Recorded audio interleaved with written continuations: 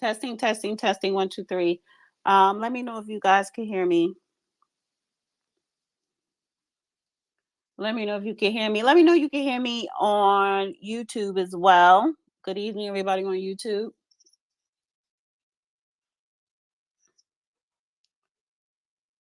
And I'm just waiting for the judge to come in. Everybody doing a damn space tonight. Gotta talk about Trump. That's breaking news. Of course, Jonathan Majors, the DEI, and the illegals. I don't have to put DEI in there, but let me change.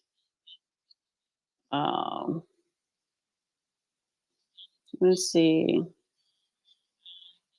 Update.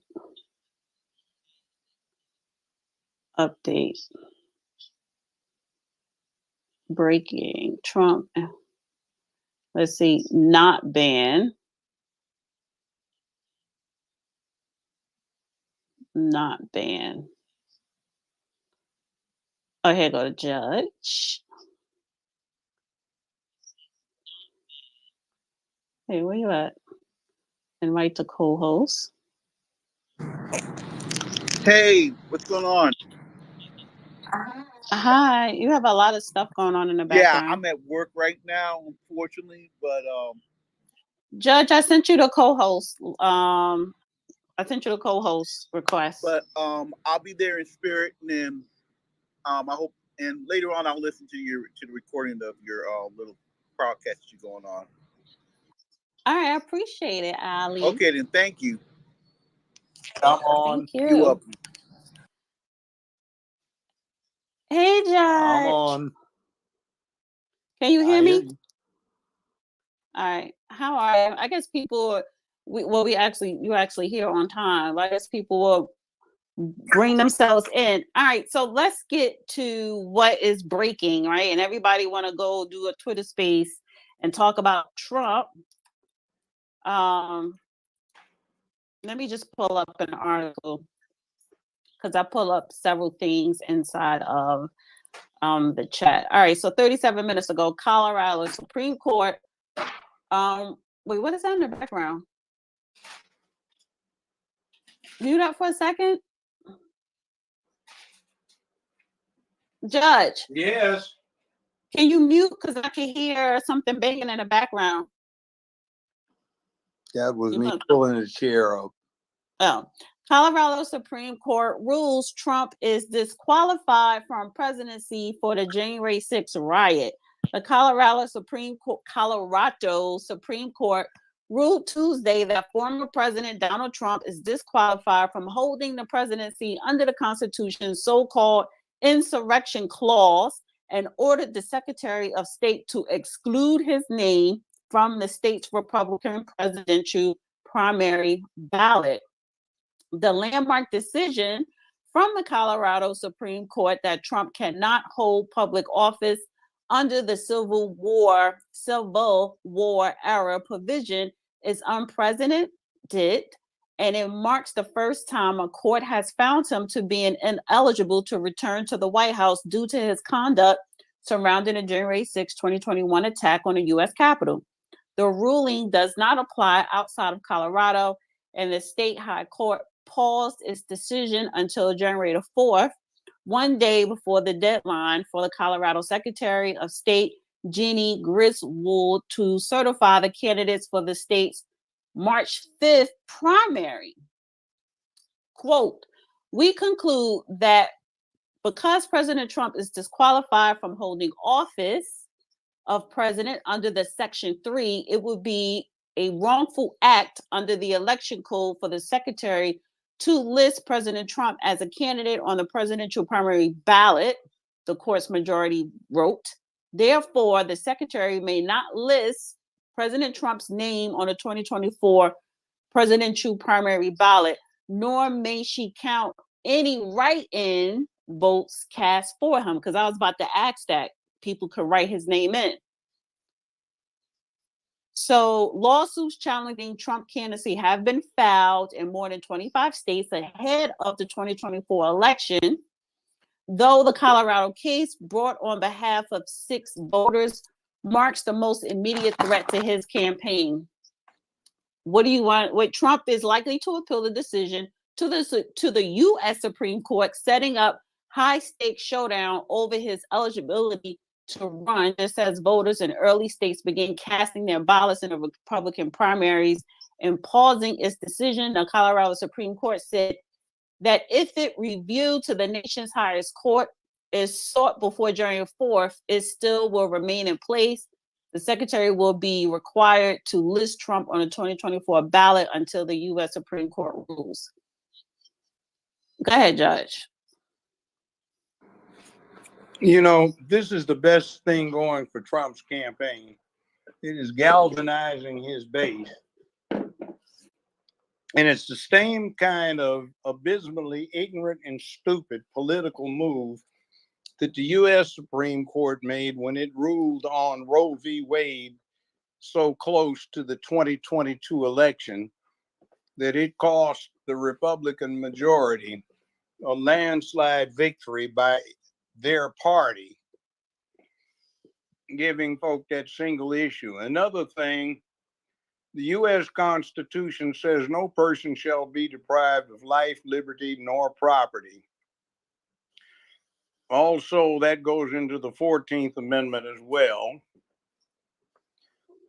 And there's been no due process, no hearing, no opportunity to confront and cross-examine witnesses against him because there have been no charges filed against Trump, let alone him being convicted of anything.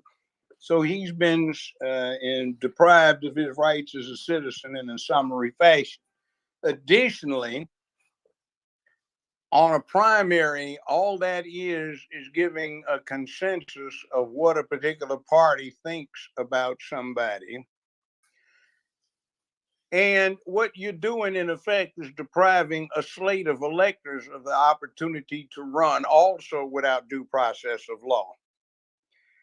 So it is an usurpation of a federal function. The rebellion, the insurrection would have to be against the United States. It certainly wasn't against the state of Colorado. And there's been no finding, no charges brought, no grand jury, no investigation, no nothing, no due process of law in an open court where somebody's been able to cross-examine witnesses and test the credibility of evidence. So it's going to fall flat on its dumb ass.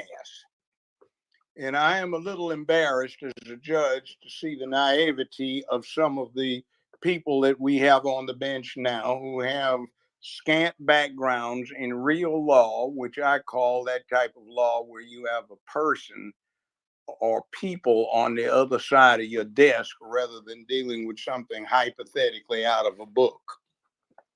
So it's not going anywhere, but it even pisses me off. And if I didn't like Trump, I'd vote for him after that. The idea that somebody in Colorado is going to deprive the whole United States of America of an opportunity to vote for the people that they may choose to vote for, who can select the next chief executive for the United States of America, is astonishing, particularly since the man's never been charged with that. And then the other thing is, where the hell do these 6 people get the standing to do that? So anyway, I'm looking for a comeuppance. And it's one of those things, like I told you years ago, they were not going to be able to get a conviction on Bill Cosby that stood on appeal. And this one is going to fail miserably when it gets up on the appellate level because there's been no due process of law at all.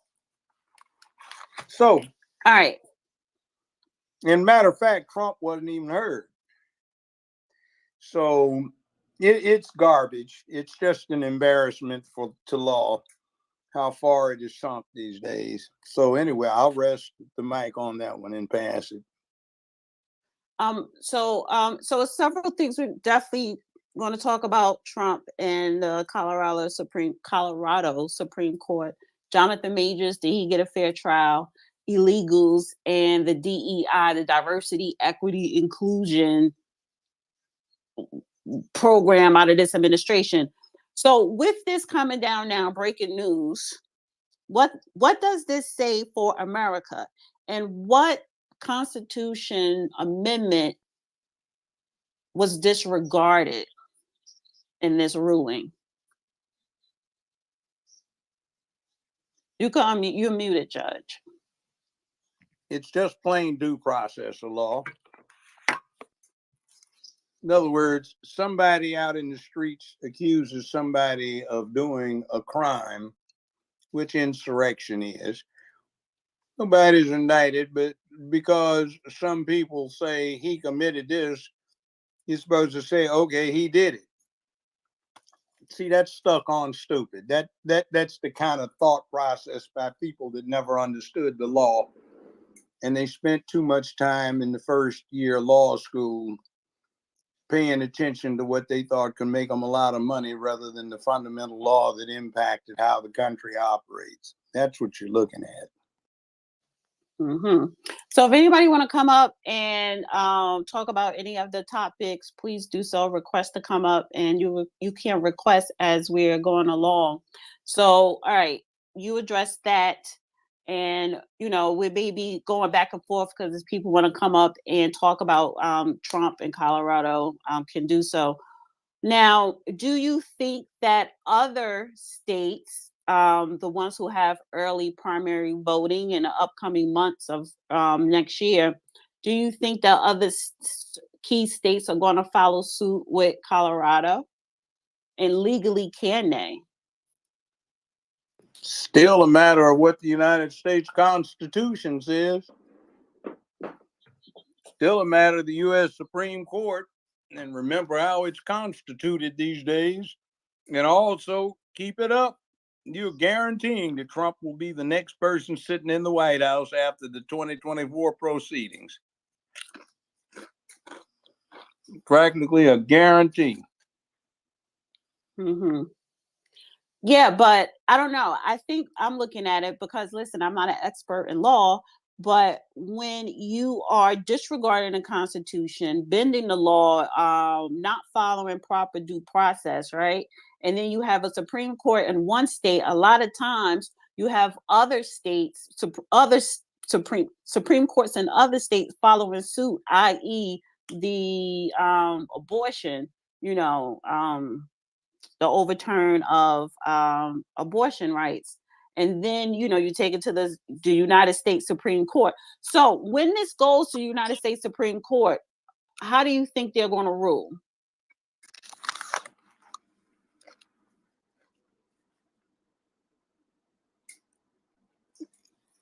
Where is the nearest trash can? What are you talking about? In other words, they're going to find the nearest trash can and dump the Colorado opinion in it. Oh, the U.S. Supreme Court. Even Ketanji Jackson. She don't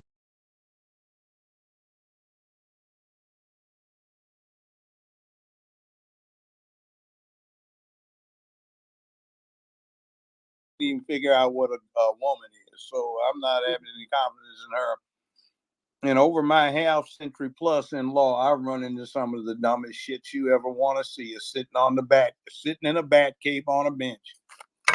Now, I know some black women that were much more qualified, much more intelligent, much more grounded, who should have been on the Supreme Court, not her. I thought I'd go freak out, shoot my television or throw something in my television if she scratched her head one more damn time. It was embarrassing. But that aside, it's just bad law. It's like, let me give you a parallel. Let's supposing that the Colorado Supreme Court had a lawsuit in front of it filed by 6 random taxpayers saying that Donald Trump was inappropriately acquitted of the articles of impeachment, and they decided to say, no, we agree with you. He should have been impeached and convicted of it. So he's not eligible to be the president. See, they can't do that because that's up to through the Constitution. That is up to Congress, not Colorado, as to whether somebody committed insurrection against the United States is up to the judicial and executive functioning of the United States, not Colorado. So it's just awkwardly stupid. So we'll see where it goes. And there's some idiots that have a lot of credentials, but just because you have the credentials doesn't mean that you're really heavy into what you're doing. I Now, want to play. pass the mic. I want to play devil advocates, and just a little sidebar. Is this your first meal that you're eating today? Mm-hmm. Yeah, that's what I thought, and I'm not going to get on you, but okay. Like I said, if you want a request to come up, please do so. Ask the judge anything. Please tweet out. Please repost this space. Share it out, and like it or whatever. So let's play devil's advocate, right? If they do everything they can, the crooked Democrats, and make him ineligible to run, right? What are they trying to do? Because no Democrat primary, not even Joe Biden, no one is going to win the election. Are they trying to set it up? Are they making a deal with Nikki Haley or whatever? Do you what do you think that they're trying to do? Is this a setup Literally to get Nikki start a Haley in? civil war. Yes. Quite Oh, it literally definitely is going to start a civil war. It is. It is. See, this has never been done. It's like, okay, you've got 6 or 7 states that say he created insurrection, and you have others like Tennessee and Georgia, maybe not Georgia, but Alabama, Mississippi, Montana, South Dakota say you've gone and lost your bloody mind. What the hell's wrong with you? You can't control the election from one damn state. I think it's going to be another state following suit. So you're right, and that is a good question, and I should have wrote that down because I meant to ask that. There are 50 states in the United States of America. What was the first state that they were trying to get him off the ballot, and the Supreme Court ruled, no, he has to stay on? Was it Illinois? I forgot. But if anybody knows, please come up and let us know. But okay, civil war. Is it going to be the people rising up against the government? Because it's not going to be us fighting each other. Are we going to walk and march down to the White House in a congressional building with torches? Are we, like the French Revolution? It is going to be us against the states. Well, 6 states are kind of a distinct minority when that leaves 44 other ones. Now, here's the thing. You're going to get a lot of normal people who are going to get kind of worked up by what they perceive as an agency of this rainbow cult trying to determine what's going to happen to their country. It's not going to happen. Mm-hmm. That's going to get smacked down. But what kind of civil? It'll work itself out. Patience. It just. So you don't think it'll be an uprising? I think it's going to get smacked down by the Supreme Court. But I think what's going to wind up happening is the U.S. Supreme Court's going to issue a stay against the state of Colorado from holding its primary. See, everybody in Colorado that is Republican, that may be mega Republican, or anybody that's independent that may be mega, they've also been deprived of their rights. All for 6 people who didn't have any official standing because nobody was on the ballot. Right. At this point. And then aren't they taking away the American citizens' right, not allowing them to do a write-in. Correct? He must be. Yeah, Yeah. you're putting food in your mouth. All right, I want to go to Immortal, and anybody else want to request to come up, please do so. He didn't eat all day. He's supposed to eat 3 meals a day, but he refuses to do so. So this is his first meal at 7:30 Eastern Standard Time. Unmute Immortal. Greetings to you, Dana, and greetings to the Honorable Judge Joe Brown. It's always an honor and a privilege. So I'm listening to you talk about the proceedings that were held in Colorado by the Supreme Court. And as you were talking about it, two things came to mind. Number one, I'm wondering, and I understand that they've left this out of due process. There's a lack of due process there. Do the terms lack of jurisdiction and color of law come into play as you look at what's going on there at the Supreme Court, Colorado? I already said that. What's the jurisdiction? Because it's a federal question. How does a state decide a federal question? Yeah, so it sounds like they lack the jurisdiction, like you said. And what about color of law? Are they implementing any kind of law that is no law out there in Colorado? Is there a color No, of law that's not element? what color of law means.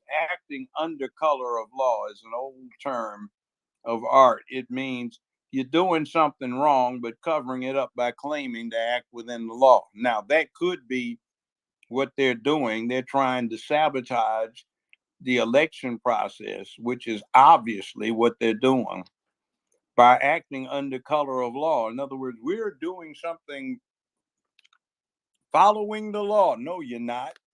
You're acting under color of the law, but that's not the law. Due process. The man has not had any proceedings brought against him. There have been no witnesses, no evidence put in place. There's been no cross-examination. There's been no structured determination that he's done anything. So you're going to base this on popular opinion, where you deprive someone of the fundamental liberty right to run for office, or the fundamental liberty rights, plural, of multiple millions of people to be able to make a selection to somebody that's qualified. The qualifications for president are a federal matter, not state. Specifically a federal matter. And when you start talking about the man's qualified to run as per the United States of America, you can't have somebody saying, no, in Colorado, we're different. We decided to bail and we have another standard, our own, not the one that the Constitution sets forth for qualifications. So March is the primary for Colorado. I'm sorry, Immortal, you wanted to say something else? No, just the last thing on the Colorado thing is I noticed that when the election was held last time, there were a lot of irregularities that were even broadcast on the news. I remember seeing people on the news actively saying, hey, we're cheating. We're going to make sure this guy doesn't get into office. And as a result of that, there was a lot of discontent on the Republican side of things that led to the activity that happened on January 6th. And I think that if they go through this again, and they're going to have to, based on the way that things are setting up, they're going to have to cheat again in order to have their candidate beat Donald Trump. They're going to have to cheat again. And I'm thinking that it's going to cause larger uprisings, but it won't be necessarily against the government. It'll be these two opposing political ideological factions. And there'll be people in place trying to stir that up. That's just my take on it. That's just my take on it. The cheating that's going to come is going to cause more what we saw on January 6th. Well, See, you have to look at the people who are pushing this. Remember when you were in school, there were the punks, and they would try to pull on something on somebody and then go run tattle on them, on you to the teacher. Teacher, he's gonna hit me. Whining little punks. And they try to get authority to protect them from their own wrongdoing by having the authority. Billy, sit down. Don't bother Tommy. Teacher, I didn't do anything. He threw a spitball at me. Nah, nah, nah, nah, nah. I'm going to get you when you go home. My mommy's coming to pick me up. See, that's the kind of thing you're looking at right now, where these sissies and punks that can't handle the American way, who can't handle strong free speech, where ideas are vigorously contested, where elections are vigorously fought. See, they want situations where the test doesn't come. They get protected from that. They're weak. And you can believe that if it came down to getting in the streets, can you see the ones running around? Wait, he's live right now. I wonder if I should I wonder if I play it, would y'all be able to hear it? I don't think so. Wait, let me see. Oh, shit. How do you do this? Wait a minute. I think I know how. I didn't mean to cut you off. Go ahead, Judd. While I find it, pull it up. Pull it up. No, I'm pulling it up. Okay, here we go. Wait a minute.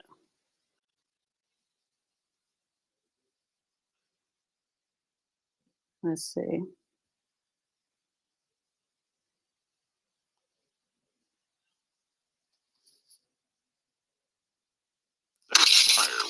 All right.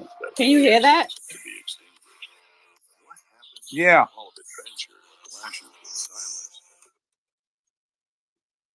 Election night 2024. It's going to all change. The next economic boom will begin the instant the world knows that crooked Joe Biden is gone and Donald J. Trump and us, all of us together, have won 4 more years as president of the United States. It's a very important thing because our country is really, it's a disaster. It's not even believable what's happened to our country in a period of 3 years. Powered by the momentum of our historic victory, by Christmas of next year, that's a couple of months later, by Christmas of next year, the economy will be roaring back, energy prices will be plummeting, the hordes of people charging across our border will have totally ended, the invasion will have stopped. And I heard somebody today say, one of these genius analysts, the stock market's good, the rich get richer, but the stock market's good because they think Trump is going to win the election. And I believe that's true. And whatever good they have right now is the fumes of what we left them. It's coming off the fumes of what we've left them. But the stock market is good because a lot of people think we're going to win the election. So that's an interesting fact. I felt that, but I didn't want to say it. But I think we will say it. Because just like 3 years ago, they will know that I will catch. And when you have people that are pouring across the border at levels like no country has ever seen, not us, no country's ever seen, third world nations have never seen. They'd stop them with sticks and stones, I say.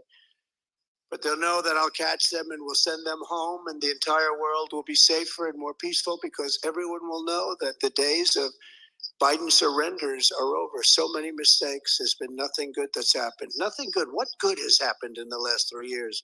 Our country's gone to hell. As soon as I get back in the Oval Office, I'll also immediately end the war on Christians. I don't know if you feel it. You have a war. There's a war. Under crooked Joe Biden, Christians and Americans of faith are being persecuted, and government has been weaponized against religion like never before, and also presidents like never before. I always say Al Capone was treated better than I was treated. Scarface, Al Capone, he was a tough one. Biden and his corrupt Department of Injustice have sent SWAT teams to arrest pro-life activists. They've targeted conservative parents at school board meetings who don't want filth taught to their children. It's filth. What they're teaching in schools is filth and nonsense. And we can't let that happen. But they're being targeted. And now the communists, Marxists, and fascists are going hard after Catholics, even plotting to send spies into Catholic churches. It's all come out, just like in the Soviet Union from days gone by. Now think of it. If you're Catholic, why would you vote for a Democrat? What they're doing to Catholics, I don't know what's going on with the Catholics, but they're really being persecuted. Why would you vote for Biden, and why would you vote for a Democrat? A new report from the House Judiciary Committee proves that the Biden FBI actually targeted Catholics as potential domestic terrorists. Do you believe this? And, you know, evangelicals will not be far behind, because when that starts, it starts happening on a very major scale. When I'm back in the White House, never again will your government be used to target Christians and other religious believers. Upon taking office, I will create a new federal task force on fighting anti-Christian bias, to be led by a fully reformed Department of Justice that's fair and equitable. Its mission will be to investigate all forms of illegal discrimination, harassment, and persecution against Christians in America. They are going after Christians in America. Who's can believe all this stuff? It's not believable, is it? But it is fact. It's just like so many of the other things when I stand up and I say that we will stop, and I've said it, we will stop men from participating in women's sports. I mean, the whole thing that you have, no, but things that you say that you can't believe you're up here and saying it. We are for parental rights. You have to say that. No, think of it. We are for parental rights. Who believes that? 10 years ago, 15 years ago, who would ever have to say a thing like that? We're for parental rights. Of course, we're for parental rights. But the Democrats aren't. They're fascists. They're not. They want school boards. They want people to take your children and do things with your children that are not even speakable. Americans of faith are not a threat to our country. Americans of faith are the soul of our country, and they have been from the beginning. I will defend religion, and I will defend in God we trust. We will defend in God we trust, which is.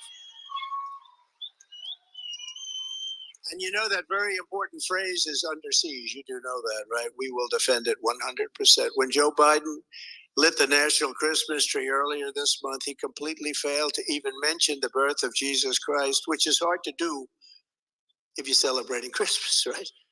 He didn't mention Jesus Christ in his remarks. Not for 3 years he hasn't mentioned that, and barely mentioned God.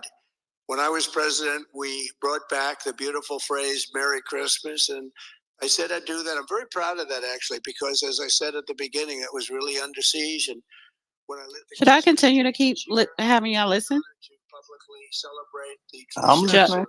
I'm the listening. Christmas joy, which is Jesus Christ. As president, I kept every promise I made to Christians and more, and I think everybody in this room understands that very well. Why is he talking about religion so much? In our first 4 years, we appointed nearly 300 federal judges and 3 great Supreme Court justices. You have a massive influx of religious concerns. It's the rainbow religion, not the traditional. Okay. Proudly recognized Israel's eternal capital and opened the American embassy in Jerusalem, which is a big thing. I also recognized Israeli sovereignty over the Golan Heights, and they were looking to get that for 72 years. They'd fly in, they'd fly out, they'd fly in, every year they'd fly in, they'd discuss it, they'd fly out. And I got it done in about 12 minutes, got it done very quickly. And with the historic Abraham Accords, I even made peace in the Middle East. Unfortunately, they haven't taken it any further. It could have been taken. We could have had everybody signed up. It's no wonder crooked Joe Biden and the far left lunatics are desperate to stop us by any means necessary. They are willing to violate the U.S. Constitutions at levels never seen before in order to win this election. Joe Biden is a threat to democracy. It's a threat. They're weaponizing law enforcement for high-level election interference because we're beating them so badly in the polls. The new CBS poll, remember, I always used to talk about polls, but only if they were good. I don't mention them if they were bad. I had a tendency, if they were bad, I didn't talk about them, right? I don't know. That's probably sort of like a little bit like the fake news would do, so I feel very embarrassed by it. But the new CBS poll just out has us at 58% in the state, with the sanctimonious 40 points behind us, 40 points. He keep calling him sanctimonious. The new morning console poll, that's in your state. The console poll has us at 66% nationwide, with DeSantis at 11%. Real quick, I have a question, right? Somebody just tweeted. He says, why? Here's my question. Why is Trump even talking? This is more like grandstanding or pacifying supporters. I don't get it. What's he talking about? It's an election coming up. What do you think you do? You motivate your vote. You motivate your voters. I went up 7 Right. points. She went up 2 points, and it's harder to go up 7 when you're almost at the top. There's not that many points left, so I went up 7. To she went pick up a 2. leader, not some clown who sits to the desk and does nothing but administration. You can hire a secretary to do that crap. 69% with DeSantis at 13% and Haley at 9%. And, you know, it's sort of interesting. He did an interview the other day, and the announcer, this was sort of a straight interview at a major network. Ladies and gentlemen, it's a great honor to have Governor Ron DeSantis with us. No, it's DeSantis. So that's good branding. Do you agree? That's good. Nah, but he is sanctimonious. In the new Rasmussen poll of the general election, we're dominating by 10, 11, 12, even 14 points. And the Washington Post had it up 11. And then they said, this must be an outlier. They spend $1.5 million on a poll, the Washington Post, and they panic. They say, this must be an outlier. This is the first time anyone ever had a poll, and they said, we think our poll must be wrong, but we have even better numbers than that. No, they're going crazy. But none of this matters if you don't show up to support us on January 15th and again on November 5th. So it's, again, the same thing. You got to show up. Even if you think we're going to win by a lot, you got to show up, because winning by a lot is very meaningful, even as countries watch from afar, because we would never have any of these problems if I were president. But when they see the kind of support that we have incredible support. We have more support than we did in 2020 or 2016. And Yeah, they do. We won 2016, and then we did even better by a lot, by millions and millions of votes in 2020. It was a rigged election. The radical left Democrats rigged the presidential election of 2020, and we're not going to allow them to rig the presidential election of 2024. We're not going to allow it. Every time the radical left Democrats, Marxists, communists, and fascists indict me, I consider it actually a great badge of honor. Thank you very much. I appreciate it. Thank you very much. Because I'm being indicted for you. Never forget, our enemies want to take away my freedom, because I will never let them take away your freedom. It's very simple. I'm not going to let them do it. Mm-hmm.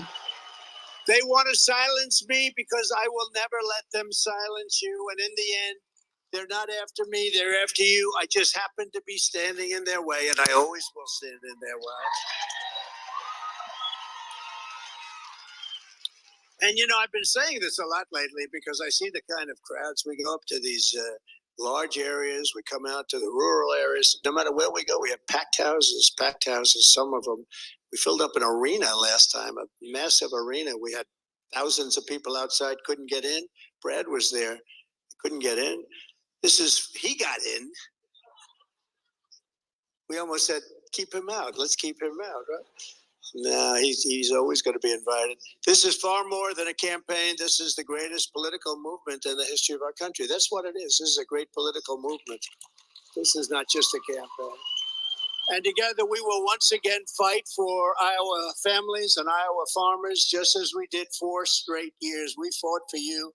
We've done more for the state of Iowa than any president ever in history. There's never been because when you add it all up, what we've done, unlike Crooked Joe, who wants to dramatically increase the estate tax, or the death tax as they call it. I virtually eliminated the unfair death tax, saving countless farms and families of farmers. They love their children. They leave their farm to the children. And the tax was so incredible that the children would often have to file bankruptcy because they had to go borrow money to pay the estate tax or the death tax. And I eliminated that tax. I eliminated. So now you can leave if you love your children. If you don't love your children, then I haven't done that much for you. But some people love their children. Does everybody in this room love their children? I do. Does anybody in this room not love their children? Raise your hand. Oh, that guy in the blue jacket raises. But no, it's very important because people. I hope you don't talk too long. Years, you inherit a farm, you have a 40-50% tax to pay, and they fight with you. Should we just go on with the conversation? Yeah, let's go on with the conversation. Trump is Trump. See, that's why people like him. You hear what he's saying?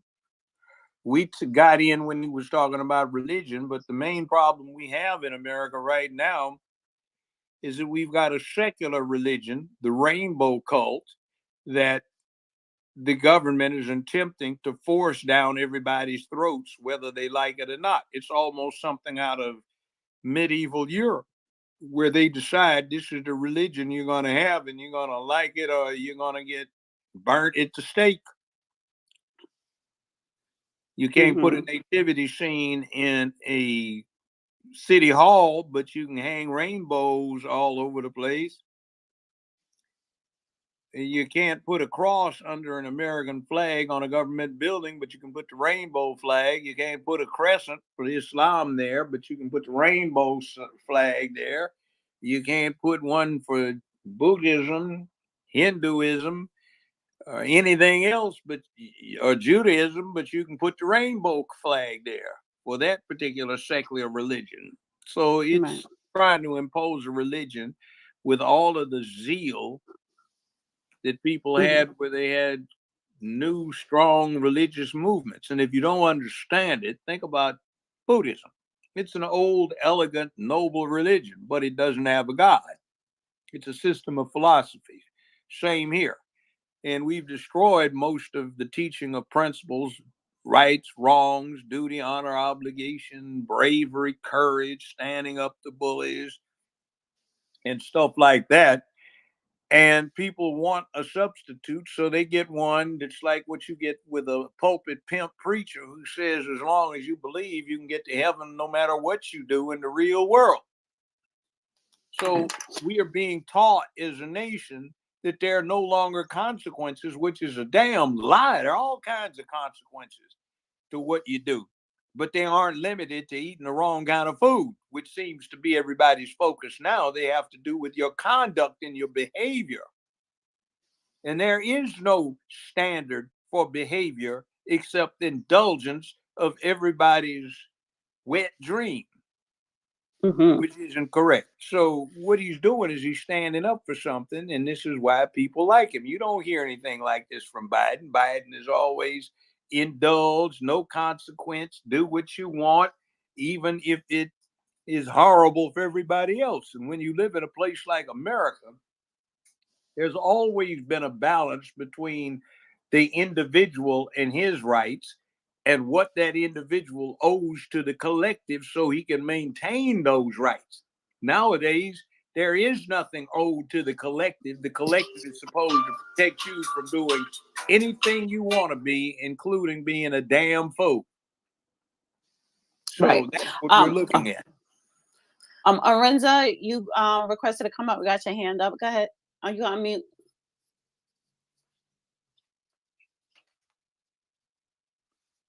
Arenza, you can unmute. Okay, can you hear me now? Yes. All right. Greetings to everyone on the space. This is Arinza Thickman Jr. Judge, welcome back. I haven't been on here in a while. Last time we were talking about voting circumstances around the country, and what I was doing up here with Cornel West. Two things. As of right now, Cornel is only on the ballot for president in Alaska. and I pretty much single-handedly put him on the ballot. My question to you is, the Colorado Supreme Court, and I just replied underneath the space with the article, says that Trump was disqualified for the 2024 presidential ballot. Any thoughts on this? It had to do with that uprising. What is your take on it? I mean, because right now I hear him galvanizing the Trump supporters, but in theory, he won't be able to run for president. So why is he What do you doing mean? that? Why would you say in theory? He hasn't done anything. I agree that he hasn't done In other anything, words, but technically, you have. Okay. I spoke on this at the very beginning of this space. You have a right to have due process of law. You cannot deprive anyone of life, liberty, nor property without due process of law. You have a right to confront your accusers and cross-examine and test the admissibility of witnesses and their evidence.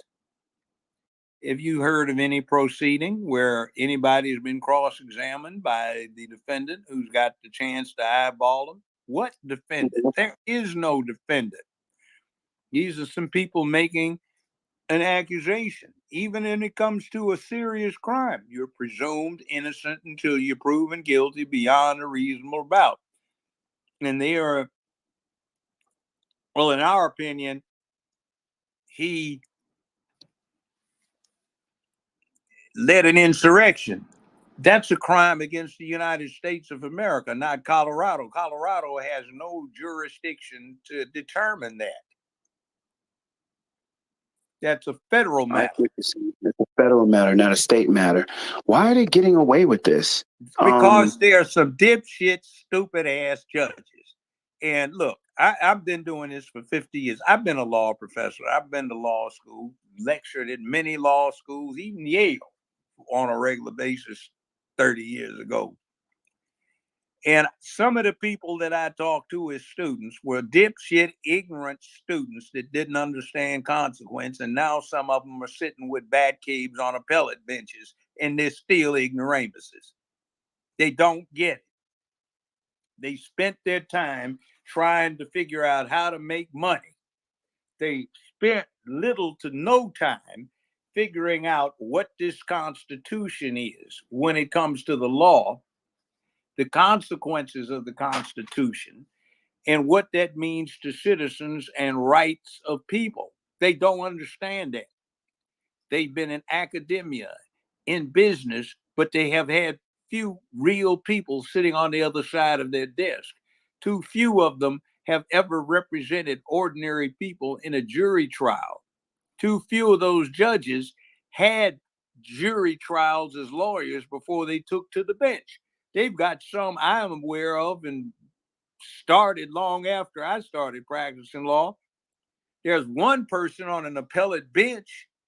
This woman got sworn in as a trial judge 4 days after she was sworn into the bar, had just taken it. She had never practiced law a day in her life, and she was over a high jury trial holding state court, and within 2 years, she was over a federal court, and now on a court of appeals. And there are other examples of that. Ignorance, just profound. And I'm looking at this Colorado Supreme Court is pulling off a dumb act. I'm going to castigate the U.S. Supreme Court for pulling off one of the dumbest political stunts I have seen in a long time, when they just had to rush in to clarifying their desire to set aside Roe v. Wade. And at that point, when they issued that opinion, it looked like the red side was going to slaughter the blue. And by issuing that opinion, they galvanized the blue, and the red lost out instead of having an overwhelming victory. Well, these idiots in Colorado, and I call them that because it is totally presumptuous to do what they did, with 6 people with no standing under the Constitution to bring the case they brought and to presume to do what they did, that is so politically ignorant and naive that it's almost, well, it's just absurd. The best thing that can happen for Trump is for more of this. See, there are 50 states. And when one state starts trying to impose its particular worldview on the rest of the country, and also another thing too, you see, we don't vote directly for president. We vote for a slate of electors, excuse me, to select the president. Now, the U.S. government is not a corporation, but corporations are to an extent based on the U.S. government that came first. And the board of electors is like a board of directors. And the board of directors for corporations selects the CEO and the administrative officers. Well, the board of electors, the college of electors, which is what they call a board back when, are tasked with selecting the chief executive for the United States. And they have to get elected to do that.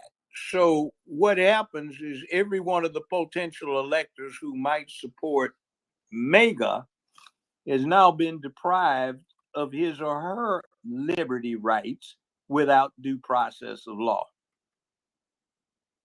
So where is the declaration? Where is the finding of a court of law where the process was backed up by an appeal, wherein the accused was allowed to put on evidence, cross-examine witnesses, test the admissibility of evidence? That didn't happen. Even in a criminal matter, you're innocent until you're proven guilty. Proven guilty. Beyond a reasonable doubt. We haven't had any such proceeding. And the Constitution requires that such proceedings be public and speedy. So where was the public proceeding in a formal situation? None. And already at least one other state has said, no, you can't take him off the ballot. There's been no due process. So it's going to the U.S. Supreme Court. And they might even enjoin and put a stay on the primary in Colorado. And see, if you want to get an idea of which part Colorado is about, you either need to go to Cartoon City or watch it. Watch South Park on the comedy channels, that adult cartoon. And it pretty much reflects the stupidity that is rampant in Colorado. Now, I used to have a home in Colorado, a couple of them actually, but honest to goodness, they've gotten stuck on stupid. And I am really upset with the judiciary because instead of the guy with the bat cape sitting at the bench being a senior who is learned and experienced in the practice of law and wise in the ways of the world, you get people who are not learned and experienced in the law, nor are they wise in the ways of the world, and they singularly fail to contemplate and understand consequence. That's why I like John Wick movies. He's always saying consequences. And that's what people need to understand. There are consequences to actions. And there will be consequences to what you're seeing. It looks much like fascism. In other words, instead of allowing a vigorous presentation and contention relative to the ideas and everything about the ideas, you can show full frontal pornography in an elementary school book in the school library, but you cannot discuss matters of philosophy and governance full on. And if you don't believe it, you and I and everybody on this site knows what happens if you get too far out of line with the Twitter algorithms. Mr. Musk came in here is trying to straighten them out. As he said, he makes his money selling cars. He's trying to save humanity with the spaceship. And in order to do either, you need to have a free democratic republic. And the only way you will get that is free speech. But you know, on Facebook, Instagram, all of the rest of them, you can't say certain things because it's against somebody's philosophy. You can have a parade with a bunch of strange people up there half naked and mothers urging their little kids to climb up there and pull their bare dicks because they want that done. But that's okay. But you cannot discuss philosophical matters. You cannot discuss politics freely. You cannot state opinions, but you can deal with porn and obscenity all day long. It's not good. Now I'll pass the mic. Immortal, you just raised your hand. I'll swing back to you, then I'll come back to you, Arinza. Go ahead, Immortal. And anybody else want to request? One second. Anybody else want to request to come up? Please do so. I want to swing into Jonathan Major, his situation, and somewhat correlate that with Trump as well. Go ahead, Immortal. Thank you. So what I just did is put it in Jumbotron, the USA Today article concerning the Jonathan Major case. So I'm not going to sit here and try to read the whole thing, but I just want to point out a few different things in here. First thing it said is a 6-person jury convicted Jonathan Majors of assaulting his former girlfriend, Grace Jabari. So I thought that was interesting. There was a 6-person jury. Further, it goes on to say that they didn't quote the alleged victim, but they did say that in the article, they said she said he struck her in the head with his open hand, twisted her arm behind her back, and squeezed her middle finger until it fractured. That's what they didn't quote her, but they gave that assertion to things that she said. And then the last thing I want to point out, because in the article it has a statement from the attorney of the alleged victim. But then they also have a statement from Jonathan Major's attorney. And I thought that was very telling. I'm just going to read it. It said, because he was not convicted of everything that he was charged with. He was charged with like maybe 8 different things. And they convicted him on 2 different things. So her statement, I can't even pronounce that attorney's name. But anyway, that attorney said, it's clear that the jury did not believe Grace Jabari's story of what happened in the SUV because they found that Mr. Majors did not intentionally cause any injuries to her. We are grateful for that. Then Chandri said in a statement, we are disappointed, however, that despite not believing Ms. Jabari, the jury nevertheless found that Mr. Majors was somehow reckless while she was attacking him. So I was just trying to get the conversation going with the Jonathan Majors thing. Like, how does that work? 6-person jury. The jury finds that he didn't, and cause her any harm, but he was reckless. Any comments, any other information you have about that, I'm interested because I really want to pull the record of this case and see what was actually put on the record. Go ahead, Judge. Well, there's an appeal. It ain't over till the fat lady sings. Well, the Marvel career is basically over. And I mentioned this to you earlier that, they wasted no time to say he's dropped, right? Because they've been waiting for him to be convicted on something. And I also brought to your attention, Judge, I asked you a question. Do you think Hollywood, the executives, because that they have a long reach and it's powerful, do you think they had something to do with him initially having all those charges, only going down to 2? Do you think Hollywood executive had a hand in it with the DA that brought this case against Jonathan Majors. Maybe a lot of them live in New York. See, Right. New York law stinks to high heavens because essentially what you have is, I think I tweeted something about it today. It's what happens when you have. Wait, your phone was going in and out. Wait, your phone is going in and out. Well, it's on the countertop. I haven't touched it. All right, now you sound better. What has happened? You've got cowards who are afraid of their own shadows. They are afraid of everything that scares them. No, stop.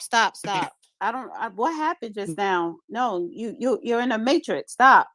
It's going. It's like you sound like a robot. It's going in and out. What is going on? Well, it's sitting here on the countertop. I don't know. I've got 3 bars. Maybe somebody. All right, are you moving? Because now you I'm sound sitting normal. in a chair. Are I'm you at moving? a table. Okay, now it sounds better. I don't know. Okay, somebody's messing with it. Anyway, look. Here's what the deal is. There are some cowards, and they're scared of doing what they need to do as men and women to protect their rights to be free people.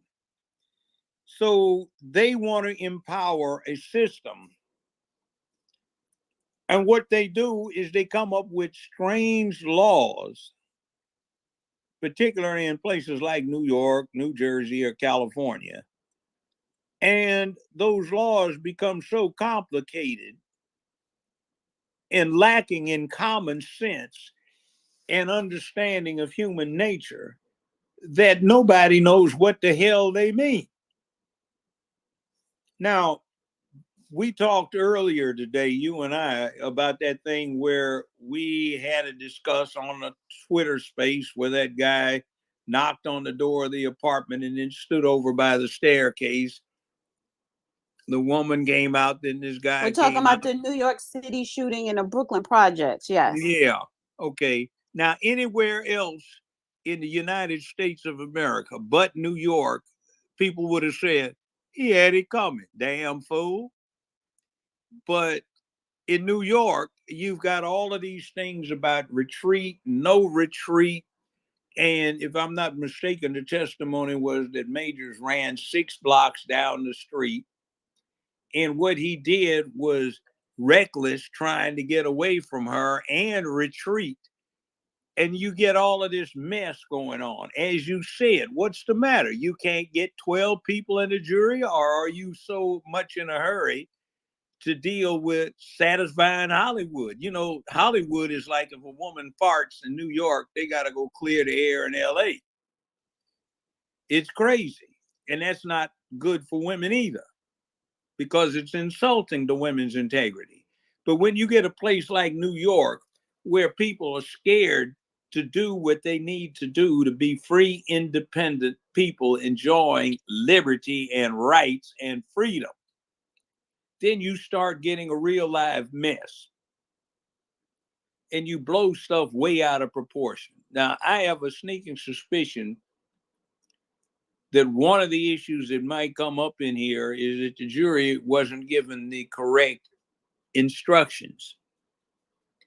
If you don't charge the jury with the law, there's no statute of limitations in most states. Hell, anywhere in the United States, it's a lack of due process because the jury didn't get the law that they were supposed to apply. I don't know. But you have to understand, when Marvel gets rid of West, Marvel is Walt Disney. And Marvel has been trying to swage itself into a replica of the Disney mess, which has caused a great backlash against its stock holdings because they're trying to be so woke. And they're suffering for getting in that set to with DeSantis down in Florida. Really, their stock has dropped a lot. lost a lot of value. And Marvel is part of that mess now. When Stan Lee was alive, up until just a little while ago, his Marvel stuff for 70 years had been devoted to manhood. And now, like, take Captain Marvel and this ridiculous mess of a movie they had where the three women had to unify into being Captain Marvel. Well, for 65 years, Captain Marvel was a man, and then as soon as Stan Lee dies, they start morphing it into a woman. Whole lot of mess like that. If you look at the stuff, the solid duty, honor, obligation, responsibility, accountability, stepping forth and doing what you needed to do has been disappearing from Marvel and is being morphed into an accommodation of the rainbow cult. Take a look at what is it, Deadpool. That has gotten ridiculous. A lot of them have gotten ridiculous. The whole thing with Ant-Man, that got ridiculous. And I hate to say it, Majors is a good actor, but the weakest one they had out was the last one, and they've been going downhill since the first one. So it's just a deterioration into taking a main means of entertainment and guiding the thoughts of youthful America and switching it to perversion, decadence, depravity, irresponsibility, and no consequences.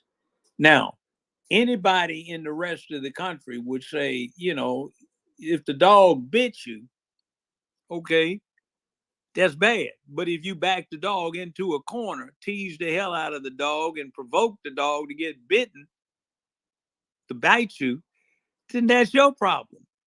You were a fool or you acted irresponsibly. Now we don't do that.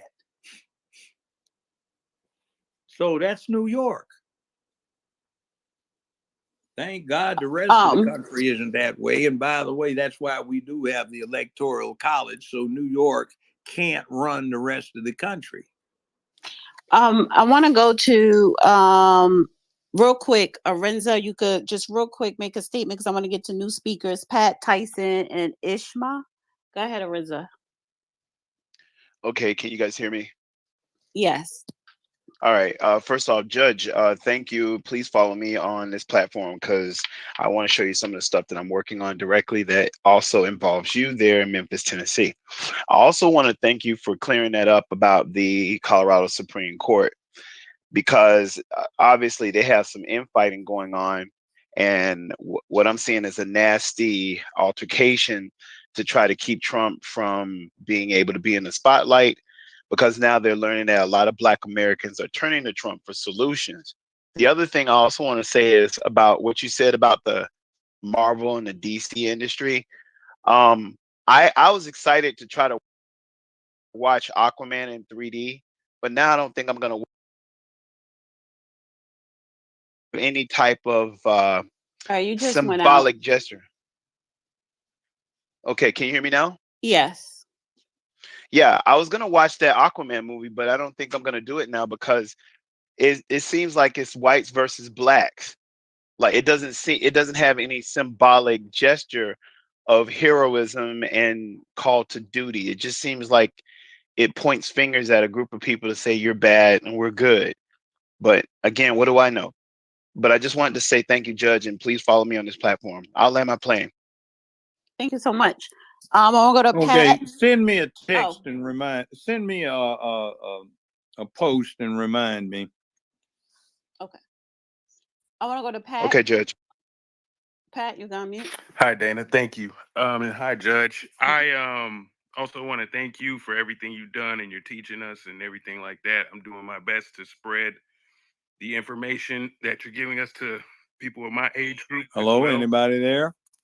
Yeah, can you hear? No, I can't hear. Oh, you can't hear Pat. Pat, say hello, something. Can you hear me, Judge? Okay, he can't hear you. So wait, somebody else come off mic. I want to see if the judge can hear you. Hello? Yeah, can you I hear? hear that. I Okay, hear so that. Pat, drop down and come back Okay. up. All right. Until he come back up, Tyson, and then when Pat come up, I'm gonna go back to him. Go ahead, Tyson. Hey, how y'all doing? Good. How are you? I'm doing okay. I just wanted to say, I had responded to one of the judge's posts where he said, don't simply believe what I say just because I'm famous, but actually like do your own research.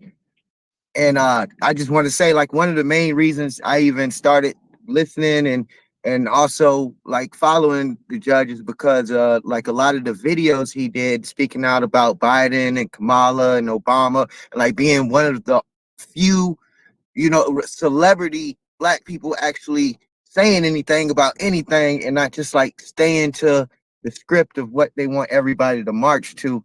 And then another thing I want to say is, like, when you think about the Iron Man of Robert Downey Jr., all the stuff he was going through before the first Iron Man even came out, and they still let him play Iron Man, and to take him from that role, he played that role of Kang. Like I don't know anybody else who could play that role. Like he was Kang. The only reason I love the Loki, the series for Loki that came out, because he was in it and he was Kang and he played that role. I can't even watch no more Marvel after this now. Yeah. Judge, did you hear him? Yeah, I heard. I was Okay. letting him finish. Well, he muted. I didn't know if you wanted to comment. You could comment real quick. If not, I'll go to Pat. If you remember Robert Downey's career, he made it big time. He played this pampered cokehead in Beverly Hills, and he became a male prostitute, male homosexual prostitute, to support his coke habit. Less than zero. Yeah. And there were many scenes in there, depending upon where in the country the movie was showing, where he was naked, he was giving head to guys and getting it bent over a bed or a couch. And his friends stuck by him, and his parents just had all they could take of him. And finally, he OD'd to everybody's relief. So he morphed from being the gay prostitute for coke to Iron Man, the rich genius and upholder of the safety of the planet. That's one of the things that is bad about Hollywood celebrities being held up, is people to listen to for stuff that usually requires a lot of learning, thought, application, and real world experience. They have not been out in the streets. They've not been in the hallways of power. They've been in studios under hot lights, getting makeup adjusted, wardrobe adjusted, memorizing scripts where they're pretending to be some fictional character. And that's what we've been holding out as the people that are the heroes. Now, let's just take some of the movie heroes. You have Lee Marvin. He's dead now. You got Clint Eastwood. He's still alive. We had a guy named Audie Murphy. They played in a whole lot of Westerns, and they were bad men, good men, and they usually played a hero. Audie Murphy was in 42 Westerns. He got killed in a plane crash, but Audie Murphy was a real live badass. He holds the distinction of being the highest decorated soldier in U.S. Army history. Lee Marvin, who used to play the bad guy a lot of times, or the adventurer, he got shot several times at Iwo Jima. Same thing with Clint Eastwood. He got shot at Iwo Jima. He was a Marine. I don't know what John Wayne did except play football at USC, but he did something. Though a cousin of mine and another somebody I knew, when they got back from the Nam, they made a remark, man, joined up trying to be John Wayne. We got over there, man. We were in the same unit. And the mortars started falling, man, and we were down in the slit trench, and it dawned on everybody, where the hell is John Wayne? He ain't here. This is us for real. But you see, we had started switching to that. We started talking about Jimmy Carter and Ronald Reagan. Ronald Reagan played in a lot of World War movies for the Pentagon to raise awareness and raise money for bonds to help finance the war. They started calling him a war hero and a true military man. Crap. Jimmy Carter graduated first in his class at Annapolis, was a commander of a nuclear attack submarine and then of a nuclear ballistic missile submarine. And before he retired, he wound up Commodore of the nuclear ballistic missile submarine fleet in the Northeast Atlantic. You know, that Hunt the Red October stuff for real. But we overlooked that. You know, we tend to focus on fake these days rather than real. I want to get to Pat. Okay. I passed mine. All right. Can you hear me now, Judge? Loud and clear, Sounds good. sir. Loud Sounds and clear. good. I've been doing my well, you didn't hear me the first time, so I do want to thank you for your time and everything that you've been giving us as far as all the information you've shared with us over the past few years since the COVID and all this crazy stuff started happening. But I want to get to my question, which is I've been doing research on Robert F. Kennedy, who was an independent, and I just wanted to know if you had any info. I haven't found anything that I haven't found anything that shows he's somebody we shouldn't look towards who could potentially be a good candidate. And I was wondering if you had any information on Robert F. Kennedy, basically. He's an interesting young man, and I know some people that work with him closely. I might even wind up talking to him. I don't know. But right now, I don't think we should let this bunch of sissies that are trying to snatch everybody's rights and play pink panty wearing Nazi snatch our chance to get Trump in. I think maybe Robert Kennedy would be a good vice presidential candidate. Maybe That's a good idea. In another while. Get him out there. Thank you. I'll vote Trump. But right now, I don't think I want to let them, even if I didn't like Trump, I wouldn't let them get away with it. And I'm not going to cuss today, but I talk about somebody's punk behind in a street way, trying to go run, tell, teacher, and protect themselves from the consequences of their BS. I think you should drink some water real quick, because you've been eating. I don't see Ishma. I guess Ishma must have went out the room. Anybody else want to request to come up, please do so. If not, we could just start winding it down. But I want to touch on illegals, and I want to touch on the DEI. That's the diversity, equity, inclusion agenda that this administration is like rolling out. And I've heard that the state of Oklahoma banned all DEI programs out of its public universities. But just going to the illegals, I've been talking about the illegal migrant crisis in Chicago and New York, and I'm gonna start doing research in other states. I wanted to get your thoughts on it just real quick.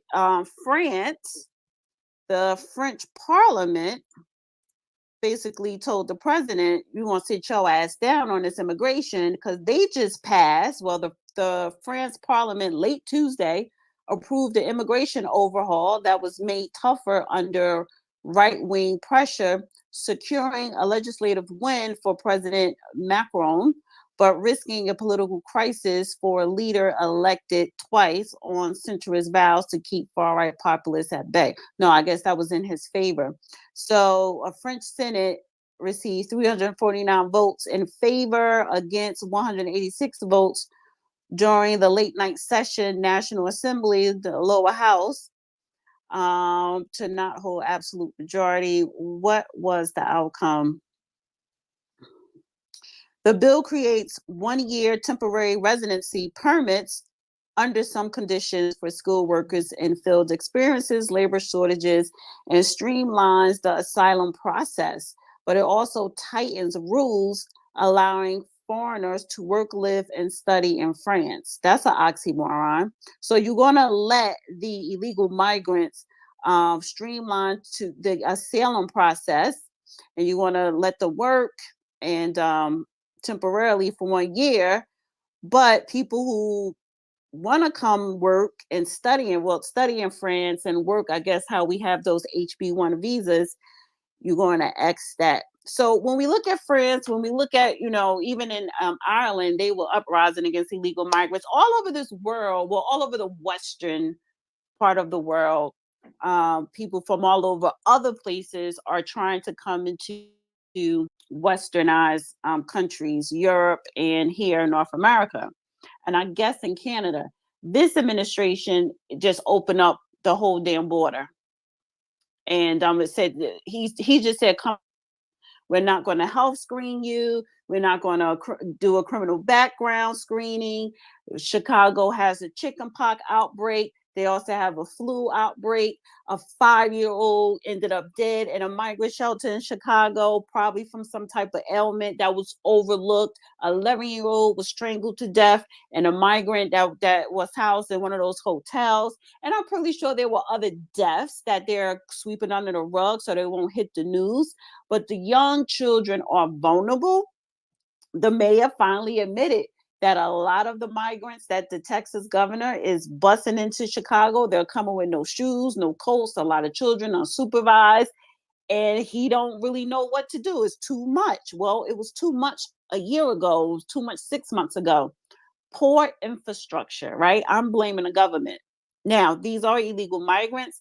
At the same time, they are human beings, and the most vulnerable are the children and the babies and the women. And I have a problem with that. But I wanted to get your thoughts on, this illegal migrant crisis that is going on in this nation, and billions of dollars are going to house and feed and and offer them other services. And our homeless is being left out in the cold. And then I'm gonna get back to the speakers. Well, we just had an election. I didn't win here in Memphis, but the person that got elected, a 36-year-old, and the current sheriff, who's black, they are for making Memphis a sanctuary city. So is the current chief of police, who was caught up with sex trafficking in Atlanta and North Carolina, Raleigh, Durham. So interesting associations. The sheriff, who's black, has now a distinct record. In his custody, is deemed as dangerous as being on Rikers Island by Amnesty International, and there have been 58 people that died just downtown in his custody awaiting trial in the last 5 years. So I think that's an unfortunate record, and the place has become murder capital USA. But then the people who are supposed to run the place want it to be a sanctuary city. The city is a minefield of potholes. The utility company is decrepit and decaying rapidly. And they're talking about building a new football field, turning the one they have into a soccer arena, I guess, to attract the migrants, and upgrading downtown skyline at the expense of everything else in the city. And they've got a scam going on behind that. But you see, one of the problems is that, unlike 50 years ago in Chicago, when you had Daley running stuff, and then his son later on, or Harold Washington, where you had some strong people, you've got weaklings now who sit behind a desk and they're administrators, and nobody even knows what they look like if they got out on the streets. And they couldn't lead 4 dogs on a leash down the sidewalk to take a dump. So it's no wonder that the cities have gone to hell. And this thing about bringing in more migrants, illegals, is so they can be counted under Article 1 of the Constitution, which says every 10 years a census shall be conducted, the primary purpose of which is to apportion representatives in the House of Representatives. And they want these people counted so that California can pick up an extra congressman or two. New York won't lose any. Illinois won't lose any. But the people that will be getting counted toward that number won't be able to vote in a federal election. So that gives the people that are in power right now extra voting strength without having to accommodate the people that is based on. It's really crazy. Yeah, just real quick. What I'm gonna do is because Ishmael, you just came back up. I'll come to you, and then I'm gonna go to the Negro, then Tahaka. Real quick, you told me that the Memphis police chief has asked for the National Guards to come into Memphis. I guess because of the increase in crime, and i.e., the illegals.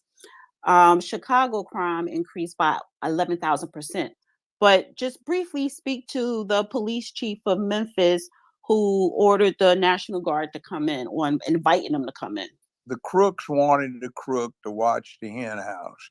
She got demoted, then fired in Atlanta, rehired under civil service since she'd been demoted. Then she left, and she went to Raleigh, Durham. And, excuse me, she was under a cloud in Raleigh, Durham, and what she was involved in was sex trafficking, specifically child pornography. And a lot of people she was protecting are now doing federal time for that.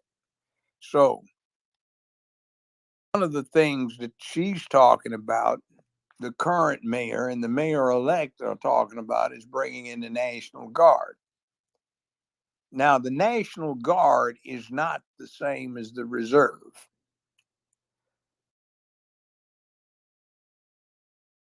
You muted yourself. I know, I had to sneeze. When you talk about the National Reserve, you're talking about Army veterans come from all walks of life.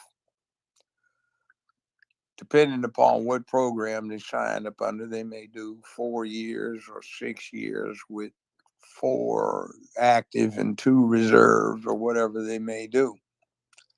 When you talk about National Guard, you're talking about the far east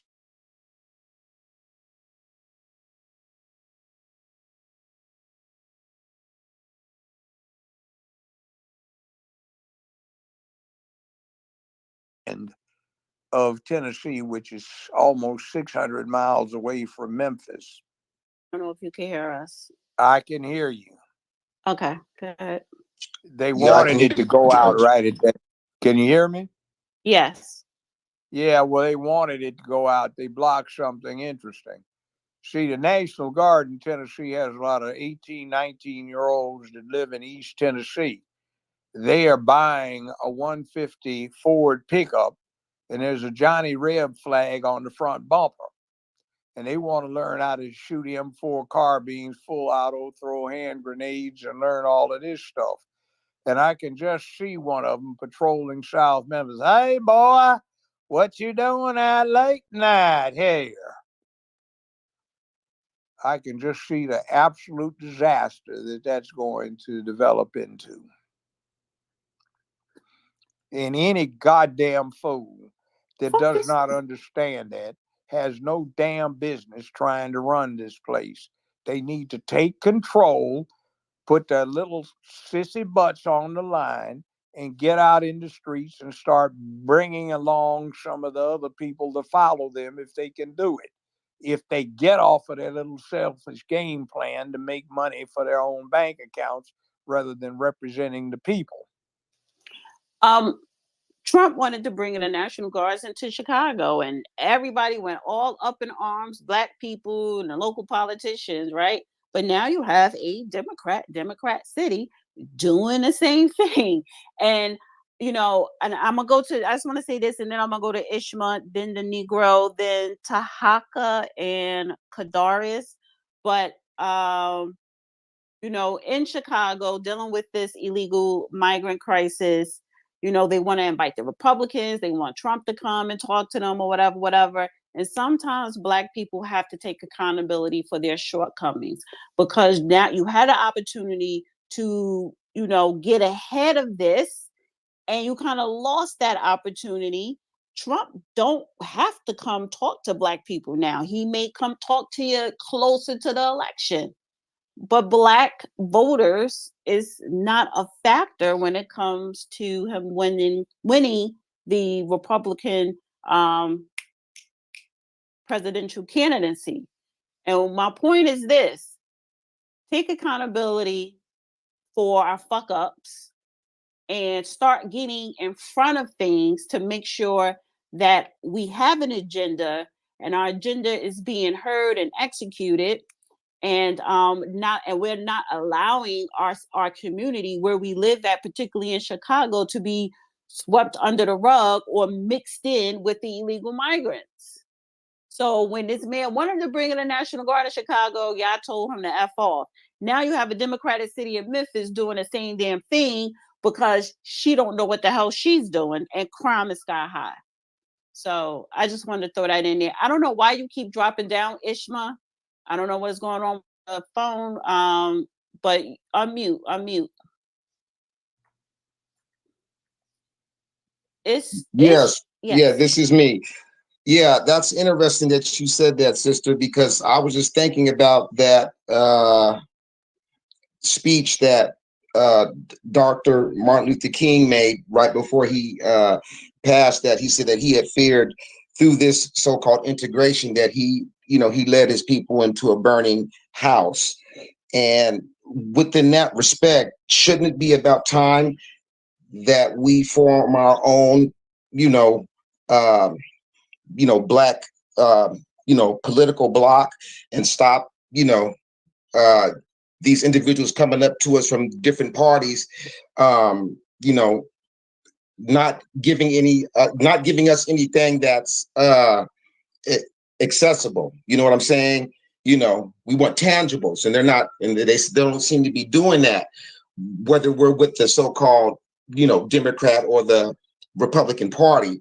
But if we form our own, block, then, if they ain't coming with tangibles, then, well, they can kiss the baby, because, we can go a completely different route. What do you think about that, Judge and Speaker? Cost money. Cost money.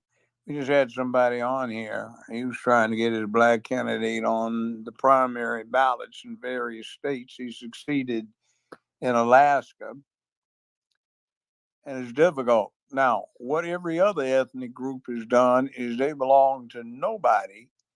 They vary who they support depending upon what they get for their support. Yes, sir. We will need to learn that this country works on consensus, and that is to an extent by design.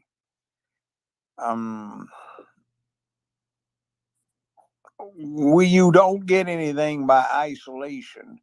You become part of. But you see, one of our problems is that we deliver a blind loyalty to the Democratic Party. Right. Sir. What happened, We have Judge? a blind loyalty to the Democratic Party.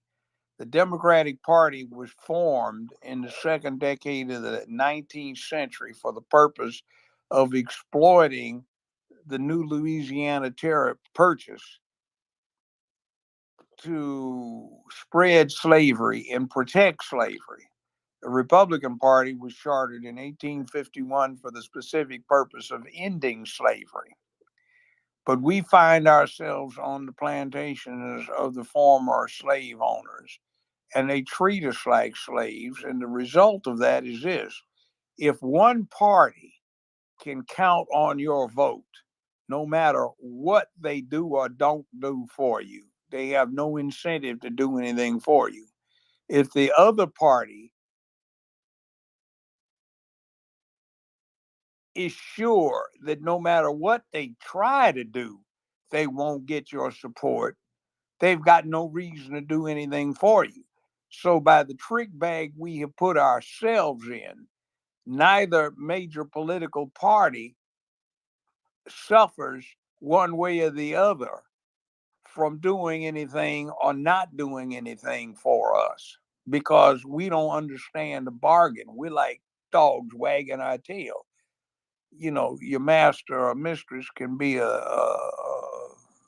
slimy piece of crap, but the dog will still wag the tail. That's what black folk do for the Democratic Party. They wag their tails and they roll over on their backs to get their bellies rubbed, and they hope they can get a bacon bit every now and then or another treat.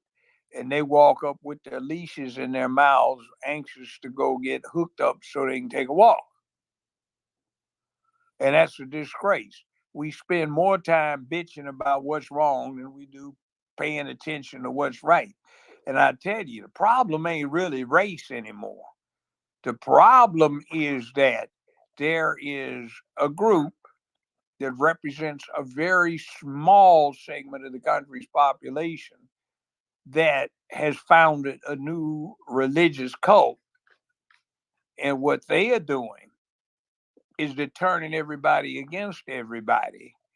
And they have taken over politics and communications, and they are propagandizing the country to believe that they're the majority and that everybody thinks like them.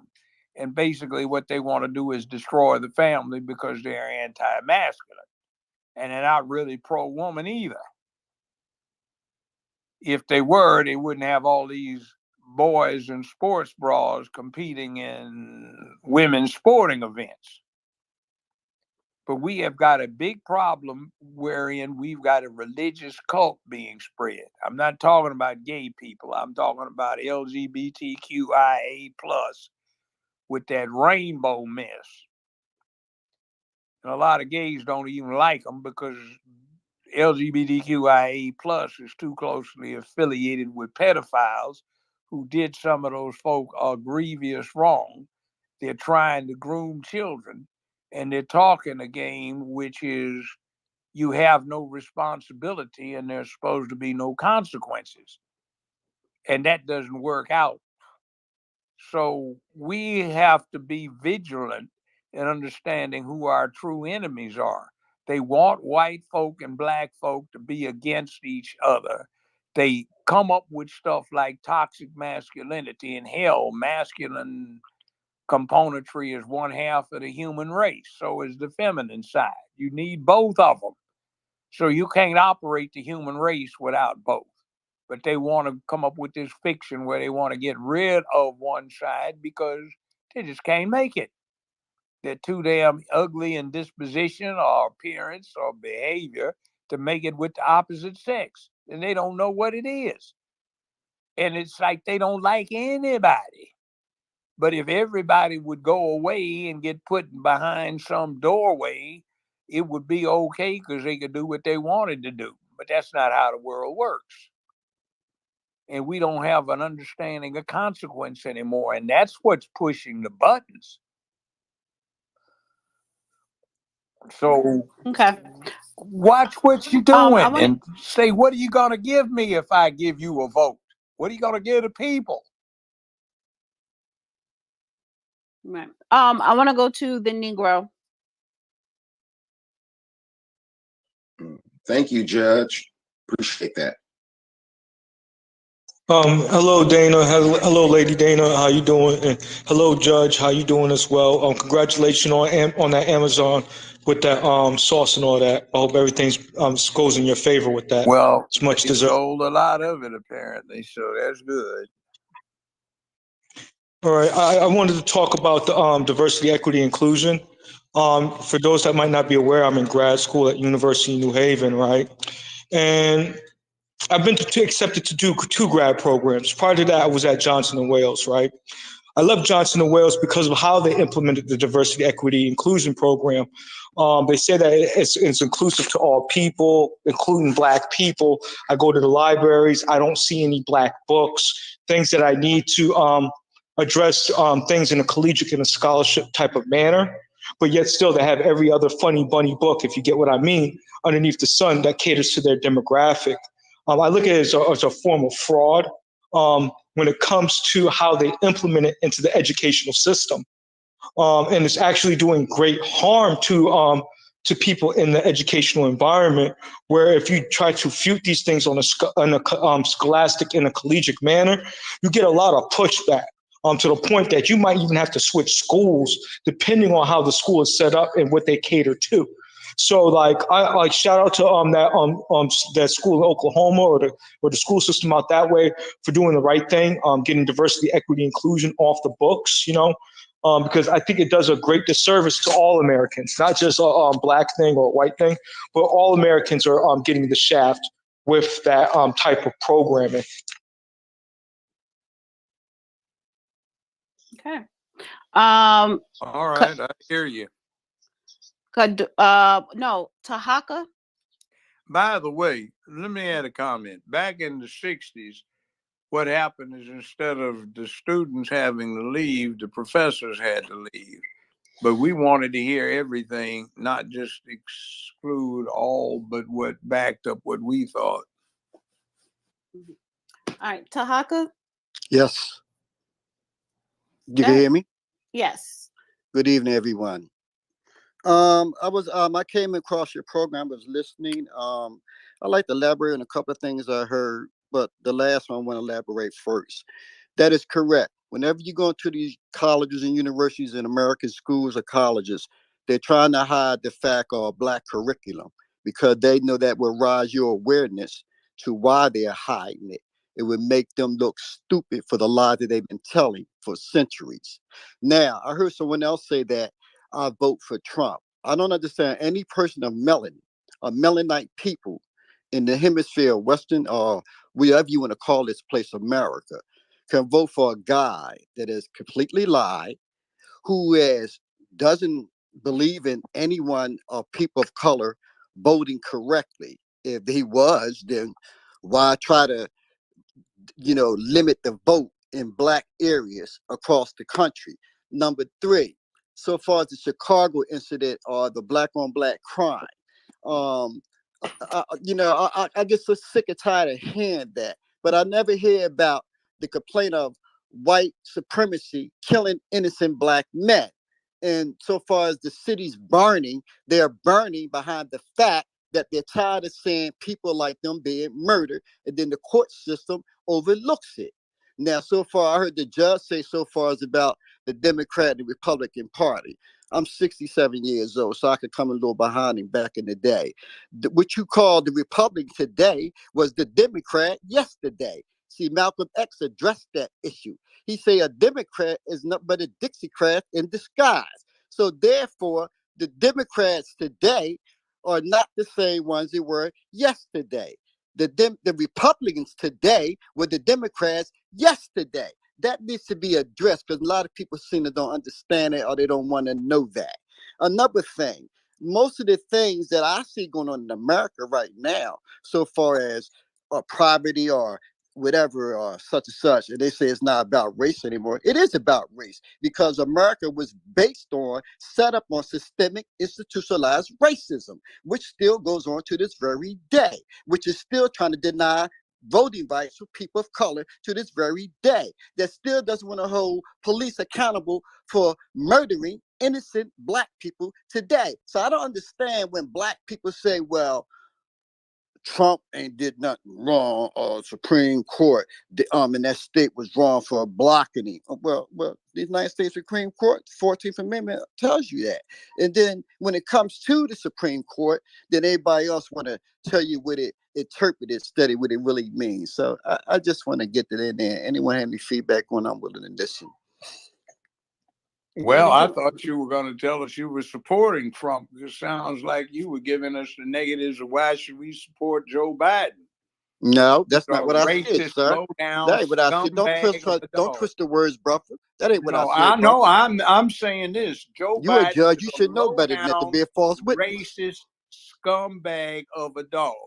He's a Sir, crook, a again, piece of I don't trailer agree with park. Wait, no one at a political party time. So because none how One of in at them a the get good world with are the Tahaki, you going to stupidity go Tahaki, you got. vote for Tahaki. him? We're not doing that. Now, see, but He let what you we're talk. doing, Let him talk. Then you could talk. Go ahead, okay. Judge. Now, here's the thing. See, we're engaging in free speech, free exchange of ideas. That is a good thing, even if you're diametrically opposed. But there's some people now that don't want this kind of dialogue going on Is because that why she they're cut my scared of mic the off? outcome. Now, I cut the your point mic of off the because you exercise, spoke, and you gotta let him speak, and then I'm gonna let you speak. But the judge cut It's me called off courtesy. when No, I. no, But go he ahead. did I'm not. not ignorant, so go ahead. All right, so then let him Go talk, ahead. then you All can right. Well, talk. calm down, sister. It's a No, because conversation. I I don't don't work need with you your to tell emotions. me why. I don't need you to tell me why I muted you, because obviously you don't know why. okay. Go ahead, Now, Judge. I'll let him get back to it. It's this. Again, if it wasn't white racism, it would be grizzly bears, it'd be lions, it'd be leopards, it'd be something else out there. The world is filled with adversity. Humans got to the top of the food chain because we dealt with adversity. You don't deal with adversity when you cripple yourself by focusing on what your latest complaint about it is. Now, if you're 67, I'm more than a decade older than you ought to know that things are not as bad as they used to be, not nearly. There are still problems that need to be addressed. Racism is real, but it is not the primary problem.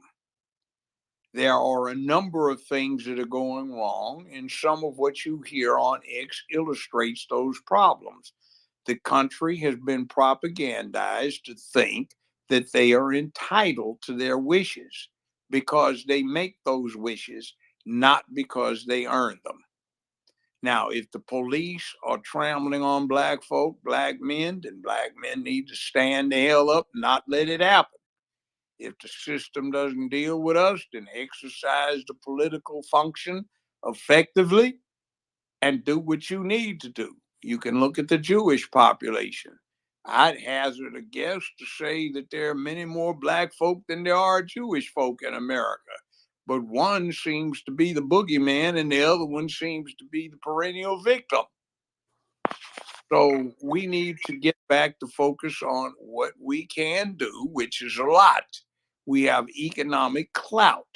It's if we focused that clout on an objective that is achievable instead of talking about what's wrong with the picture and start saying, here's how we're going to deal with it, then you get a better outcome. Now, I'll pass the mic. Can I speak now? You may. Okay, I'm glad you said that, sir. Let me also inform you that I'm a member of the Nation of Islam for the past 45 years under the leadership of Honorable Louis Farrakhan. I say that to say this. We have always had a program to do for self and not ask the government for any help, but we can get up and do for ourselves. We have always inspired our brothers and sisters to get up and do for themselves and stop begging the government to do for them. Matter of fact, we have always had lands of purchase. Even in Georgia, they would come and burn the land that we tried to do for self. So I don't understand when you say we should make them get up, just like brother Dr. Umar Johnson. He has a school now for African curriculum because nobody else seems to want to address the issue. So I'm not just complaining. I'm also bringing to the table that we're also doing something too. We don't want to beg no enemy to do for us who is proven to us over and over and over again. They don't give a damn about us, whether they're Republican or Democratic. The whole United States government, the whole system stinks. And for black people to get mad because one addresses that issue, it's something wrong with you. Well, I let leave me the ask you a mic. Have a question. good day. Let me ask you a question. What's Yes, your sir. substitute? Yes, sir. What's your proposed substitute? My preferred substitute Yeah. My plan is the Honorable Elijah Muhammad's plan for the black man to do something for himself. The Okay, same thing that fine. the Honorable Louis Farrakhan is teaching today. I Do know for self. Minister We have an Farrakhan. economic 3-year I plan. know Minister Farrakhan. I've got his phone number in my Okay, well then, telephone. well, you know Mr. I've got his Farrakhan, then you personal should number understand in what my I'm saying cell to you. phone. I know Minister Farrakhan. I've Well, spoken so to do him I, sir. I've by. been knowing him all my life. Yeah, I know. I'm not just a follower. I know I the take leader. your word for it, but he and I have spoken privately. Okay, so you say that to say I what, have sir? his phone number in my phone. You said it to say what, sir? I consider him a personal friend. Oh, all right. So, but you said that to say what, sir? But I'm because I mentioned his saying name. to You said that to say what? What is your proposal to I do just told you my something proposal about it? is, sir. I just told you. Well, you didn't. You gave me a label, but do you understand what it is? Do you understand what do for self means, John? I always could depend upon the local nation to restore community order when things got out of control. That was good. And that's called doing for self. I understand that. All right, Now, so you can ask me what my proposal. My going proposal to is to do for Wait, self. wait a minute. What are you going to do about the fact that the overwhelming balance of black folk outside of Africa is located in two places? One in the United States of America, and two in the People's Republic of China. Now, all of the folk are not going to pack up and go isolate on some farmland that will miraculously. That's what I said, sir. Don't do that. Don't try to take things out of context. That's fairy tale making up stuff that doesn't fit reality to the contrary of what I'm saying. I'm not taking them out of context. What are you doing, sir? You're not talking to an idiot. I am putting them in context. We already know that, sir. One thing we have to do is work on those at home at first. The Nation of Islam has some very good programs. But so far as I'm concerned, we had the best drug program in the country. But yet they said it was teaching black supremacy. It's not going to secure an isolated nation on the North American continent for black folk. Brother, black folk was here before the nation even brought that into an existence. Okay, all we saying today, where's the stop military? Depending on the people who is telling you that they don't like you. Nobody's telling me. I'm telling. That's a spineless, weakless coward. I teach. I don't get told. Sir? I don't get told. I teach. Well, I teach too, sir. I don't get told. And I don't let anyone dictate to me the way that I should think. I think for myself. Well, I'm not dictating you. I just mentioned. See, what you're doing, sir, you're spreading falsehood with truth. A man that tells half truth is worse than a man that tells no truth, sir. I don't have to yield to your thoughts. I didn't ask you to yield, sir. All I said, a man who tells half truth is worse than a man that tells no truth, sir. You can't play both sides of the fence. I agree with you. And the you man can't play the side of white half supremacy in the court system that you work for, and then turn around and tell me that you're against them. What? Against you can't do that, sir. Against who? You say it was a certain people or cult religious people that want to turn everybody against each other. And let me ask you a question. And I wasn't talking about Are they white maggot Republican? I wasn't talking about the nation. Nobody I didn't ask you that, sir. I asked you the people that you said earlier. Nobody mentioned the nation. You weren't listening. Sir, I was listening, sir. I'm asking you a question that a statement you made earlier, sir, if you would listen. I was talking about the LGBTQIA. And you all said, sir, there's a cult religion that's trying to turn everybody against each other in America. You're going to tell me that's not white supremacy? What? Never mind. Have a good night. Look, you want to play games because you're the type of judge. Stop talking over each other. Let him answer your question. You're asking him about a cult religion he mentioned. He was talking about LGBTQ being the cult religion. Then you're talking about the nation. LGBT and the cult religion are all white supremacy white folks. Not all the colored folk I see in it. And where did the colored folks learn it from? Being in America for 500 years, taking on the mindset of the oppressor. Well, look, if you've been in 500 years and you haven't learned a damn thing, that's your problem. Well, you're telling me because I'm teaching black awareness of self that I haven't learned a damn thing because you don't agree with it, sir? 500 years yet either. Excuse me, sir? Been settled. Now, excuse me, sir. Are you a judge? Yes. Or a retired judge? Retired. Did you take an oath to uphold the United States Constitution? I did. Okay. Do you feel that all men are created equal? intrinsically, we are of equal value. That is In what I asked you, sir. actuality, there are people who are more equal than others in That's a terms of fact, what they sir. can do. Okay, so let me get this right. You was working for a system that you knew systematically denied people of color on every right that they ever had in this country that contradict their constitution. That's what you're telling me? No, I didn't allow that to happen. Then I don't understand why you're angry with the things that I said, sir. I'm not. Who's angry with you? Well, you seem like you're trying to twist I'm my not words. You seem angry like I don't with know what I'm you. talking I about. just told you you had a right of free speech. Things Yes, develop off of the America exchange of doesn't give me that. ideas. That's Now, my you got a God-given problem with ability. that? That's my God-given ability, sir. Well, good for What you. is your Tahaka? What's your point? What is your discourse with the judge? Because it seems like me that the elder, which is not too much older than me, that he wants to play both sides of the fence.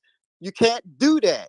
Either you Well, for the you truth can't play all the that. way, or you're not. Well, you can't play both sides of the fence if you You got can't, an sir. objective. There's only two things If in the you got world: the an truth and objective, falsehood. you Which do one do that. you stand with? Look, you go out and you hunt something. You got to go deal with camouflage and Let me disguise. ask you a So simple the thing question, you're trying Judge. to hunt I asked you a doesn't simple Let suit him question. I up. said there's finish. only Let two him things in the say world: something. truth and Tahaka, falsehood. Which one do you stand on? Stop. If you're going to do See, it back and forth and you're going to ask him something, let him answer, then you talk. Yes, Stop ma'am. talking over each other. Yes, ma'am. Yeah, I don't like to talk on each other either, sis. All right, so then let him respond and you go. Yes, See, ma'am. look. Go ahead, Judge. Okay, now what I'm saying is that's the way the world works, always has worked. If you have an objective, you do what is necessary. That's why they have spies. All cultures have spies. I'm glad you said that. Everybody Go has ahead. spies, so they can play both sides. So you find out what the other side's doing. I'm If ready. you I'm were very aware trying of to Sun Tzu's hunt, Art of War, you're sir. I'm talking very over aware. me Go ahead. again, and you're talking over me again, and I've read I it. Have you? apologize. I Have you? apologize. All right, now just let me finish. Yes, sir. If you're trying to learn your enemy, you study him. That's why there are spies. If you're Yes, sir. trying to hunt game and kill something for the dinner plate, you have to learn disguise. You have to learn subterfuge. I You learned have it in FOI class to on the Minister Malcolm X, sir. So go ahead. We learned it in the Black Panther Party, sir. But go ahead. Okay, what do you know about the Black Panther Party? My parents was in it, and the Nation of Islam in the 60s Your and the 50s. pastor's in it. In Yes, sir. 1967, you were how old? 11 years old? Yes, sir. And then I So came into what the do you Nation know of about Islam it? from there. Okay, And that's excuse where I've me. been ever I since, and I'm recruited. 67 today. I recruited John Hudgens, Bunchy Carter, Geronimo Pratt, Elaine Brown, Nathaniel Clark, and a host of others to UCLA. I Respect. dealt with them. Respect. I talked to Bunchy 10 minutes before he got gunned down by those scoundrels in the US organization. They put 4 bullets in the back of my chair on my office on the 3rd floor of Campbell Hall as they were getting shot down in front of the 42 witnesses in the cafeteria. Mm-hmm. All right. Go I ahead. knew Geronimo Pratt, Good real soldier. well. Very All right. respectful I elder. knew All right, these Go ahead. Tahaka, people. stop over So what do talking you him. know? I Ron mean, you Karinga. talking about you are glorifying about being in the Black Panther Party. Because they stood up to white supremacy and then tried to I play know both what the sides of hell the they fence. did. You were a And matter of baby fact, in they were elementary infiltrated by the school. FBI You department were to bring a them down. baby in elementary school when All I right, was what dealing with what them. does that mean, sir? You weren't doing shit except sitting Well, I'm doing in things today, elementary and I have been school doing it for the with you. past 40 I years, was sir. there. So what you now I attacking my was there. character? I was You a there. judge? I was there. Go- I was A-Trap Brown's bodyguard for a week in LA when Karinga's folks sold him out and got him busted. When they snuck a carbine in his luggage, they took for him to LAX. All right. Right. I knew Angela Davis from I rescued her from a boyfriend was trying to whip her behind. All right. I Basically, used to hang sorry, out go with ahead. Bunchy and John all the time in G. All right. I went on patrols in South Central LA to keep the peace. So you were in elementary school. What, 5th grade? Don't talk to me about all Bruh, of what this, is your that, point? the I other. used to soldier All with I'm Dr. doing Khalid. I is do.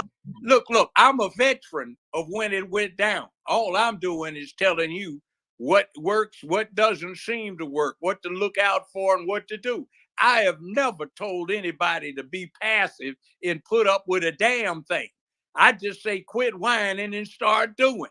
If you aren't aware of the fact that you've been discriminated against a whole lot by now, it's too damn late. So since you know it, let it motivate you to come up with something to do.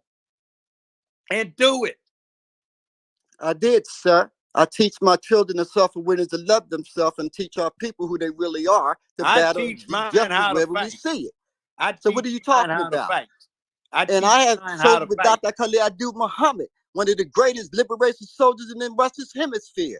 Did you ever soldier with him? What goddamn liberation have we had in the Excuse me, Western sir. Have Hemisphere? you ever soldiered with Dr. What Khalid Abdul Muhammad? revolution have we had in I the just asked you hemisphere? plain no question, sir. What Have you ever soldiered with Dr. revolution? Khalid Abdul Muhammad? Answer the question. What Sir, revolution again, you told me outside of about the Fidel brother from Castro yesterday. have Did we you had ever in this hemisphere in the last century? say that again, sir? What revolution outside of Fidel Castro's have we had in this hemisphere in We the ain't had last no revolution, 100 sir. years? I'm trying to get Yeah, off well, the then ground. You get some Negroes to sell them out. why'd you call somebody a revolutionary? Because that's what Dr. Khalid Abdul Muhammad was. You want to say that he wasn't? What revolution did he lead? You know what revolution means, sir? All it means to bring about a change. It doesn't always mean a physical. Oh, that Answer ain't the a question. revolution. That's What bullshit. revolution did he lead? Just answer the question. The revolution that was leading self-awareness. Again, revolution doesn't always mean bloody shed. It also means revolution means to bring about a different put your change. ass on the line and you submit. Excuse me, sir. Do revolution mean to bring about a change? Yes or no? Maybe.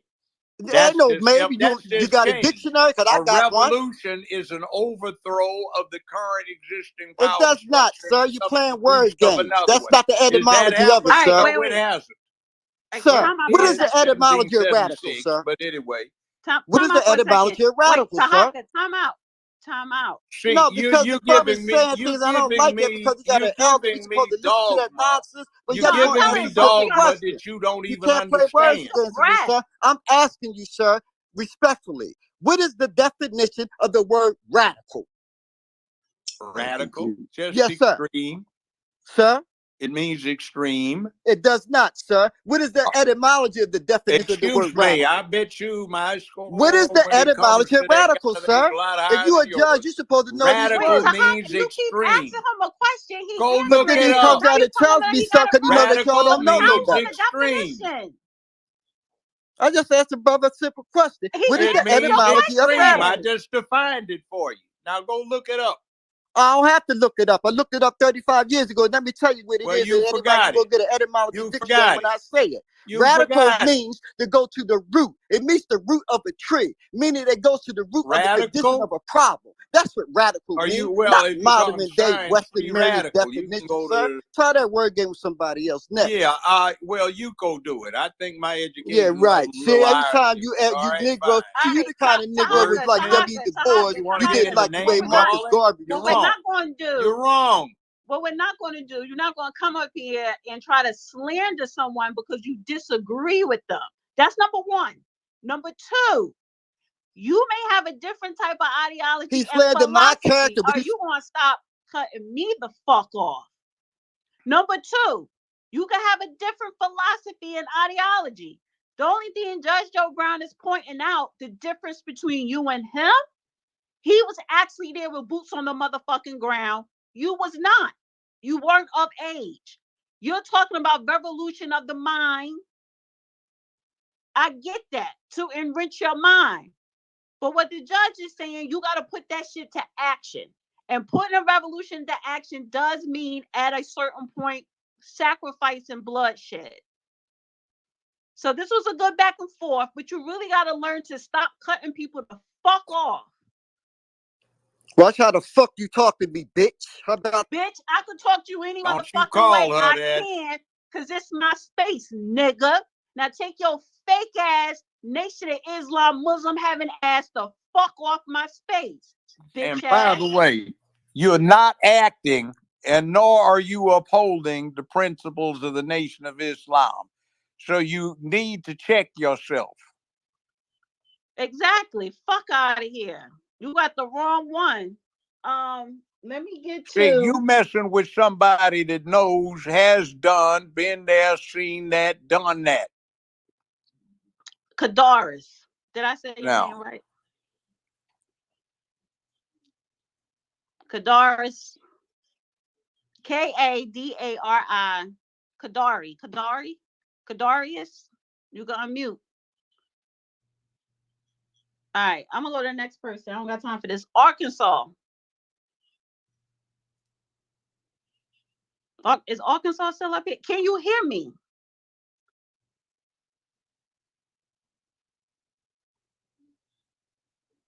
Can you guys hear me? I hear you. You're double muted. Oh, I muted everybody. I'm sorry. Child, honey. Stop. Too many goddamn buttons. Now I'm hot. I'm sorry. Let me go back to Kadaris. Hey, can you hear me? Yes. That was funny. I was double muted. Sorry about that. I was trying to unmute. No, I but, had everybody on mute, so that was me. My Okay, apologies. gotcha. Yeah, things got a little intense there, but it's been a good conversation. I appreciate it. Appreciate the opportunity.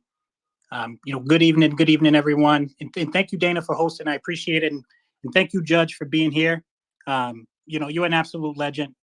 I've been a fan of yours for a very long time. And like you said, you've had your boots on the ground. So I respect you for that. Like I said, I've been waiting for you a little bit. So first of all, I heard you mention Memphis earlier, and I just wanted to, I don't want to go into a back and forth with you. I respect you. I've been to Memphis a few times, and I agree with you. The place is absolutely disgusting. I hate Memphis with all my heart. So it was funny hearing you talk about Memphis a little while ago. But anyway, I wanted to talk about President Trump a little bit.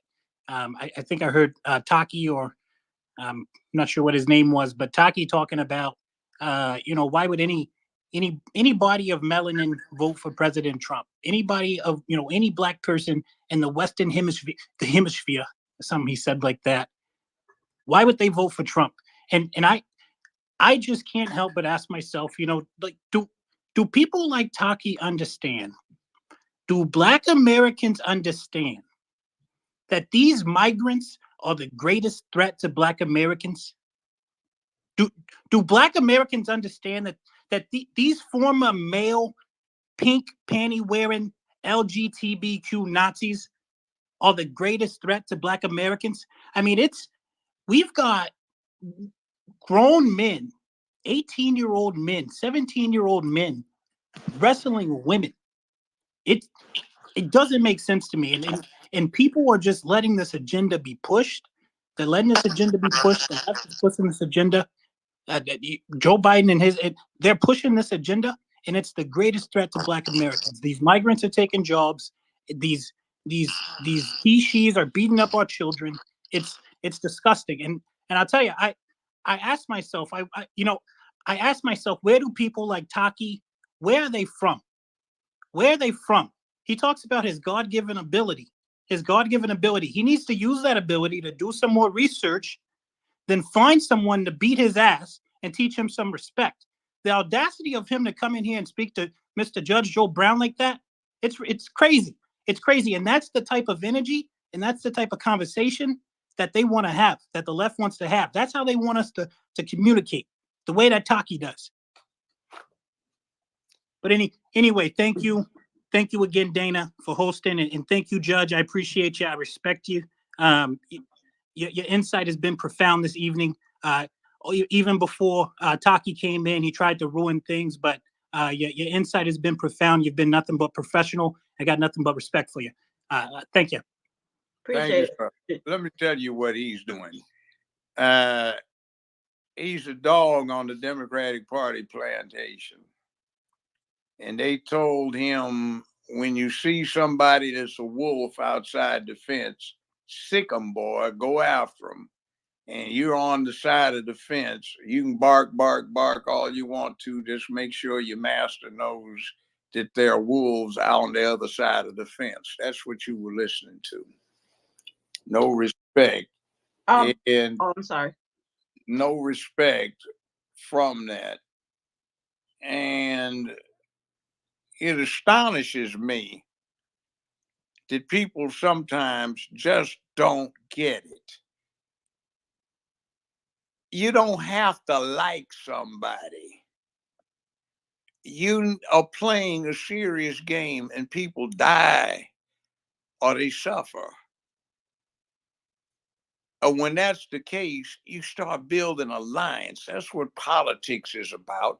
Look at a picture of Winston Churchill sitting next to Franklin Delano Roosevelt, sitting next to Joe Stalin, and they're all plotting on getting Benito, Adolf, and Tojo, which they did, and they didn't particularly like each other.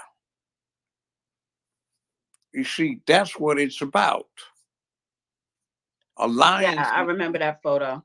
I remember seeing that. I was going to say something real quick before I got to Arkansas. So I'm gonna go to Arkansas, and this is what I wanted to say real quick. Listen, me and the judge, we do a lot of back and forth. I disagree with him on certain things. A lot of times I have to come back and apologize. Say, oh yeah, you're right. It's okay to not always agree with someone, to have your own philosophy, ideology. It's okay. It's okay. It's okay.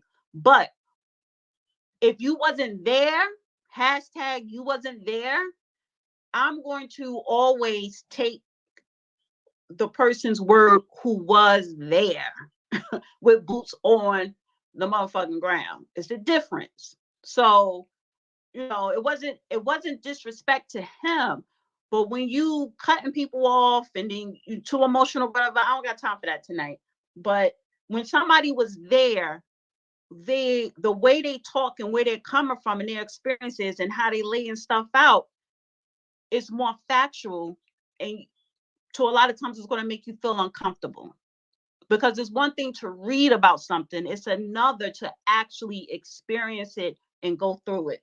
So I'm going to go to Arkansas, then FBA Trey, then FBA Goddess. Be well, good people. Something that I learned a very long time ago. If any of you recall the play Fences, that father in the play Fences, that was my grandfather. That was his attitude. And that one speech that he gave about, what do you mean like you? I don't need to like you. I am obligated to take care of you. That's the attitude that raises men, because you understand if someone loves you and cares about you, they don't have to tell you what you want to hear. I just wanted to make that one quick point. I think people like the gentleman earlier, they have there are, it's a minority of Black people who have that mentality, but they're a very vocal minority, and they get very animated, especially when they're confronted with anything factual. They default to these personal insults and retorts that I've learned are more amusing than anything. That guy is hilarious. He is here to entertain me. People like that are here to entertain me. But I'm 58 years old, and something that I understand is when my grandfather born in 1910, and by the time my grandfather was 30 years old, he owned 300 acres of land. He was taking care of his siblings. Even before him, his father, when his grandfather walked off the plantation, they walked off the plantation and they went to contracting and they went to working. So some black people have a conflict of history and a conflict of perspective. And they begin the telling of Black people in America's history in 1960, when that history preceded, and ignore that history that preceded that, when there was prosperity, even in the face of Jim Crow. So you want to talk about racism in 2023? Jim Crow, economic oppression, economic suppression. But in that period of Jim Crow was one of the most prosperous periods for Black people in developing businesses and developing industries that provided the services that were denied by the white culture. So I think what the judge, and what I enjoy listening to the judge about, is he talks about recognizing these things. And if these people had the same attitude, if these people in 1866 or 1867, when Jim Crow started, if they had the same attitude as this minority of Black people today, there would have been nothing. They would still be complaining. But they did not do that.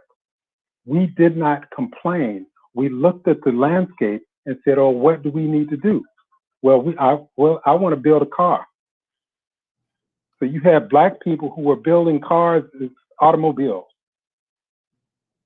You had Black people who were drilling oil wells. They went to Oklahoma. They had oil wells. And these things are documented by videotape on the prosperity and the success that we had.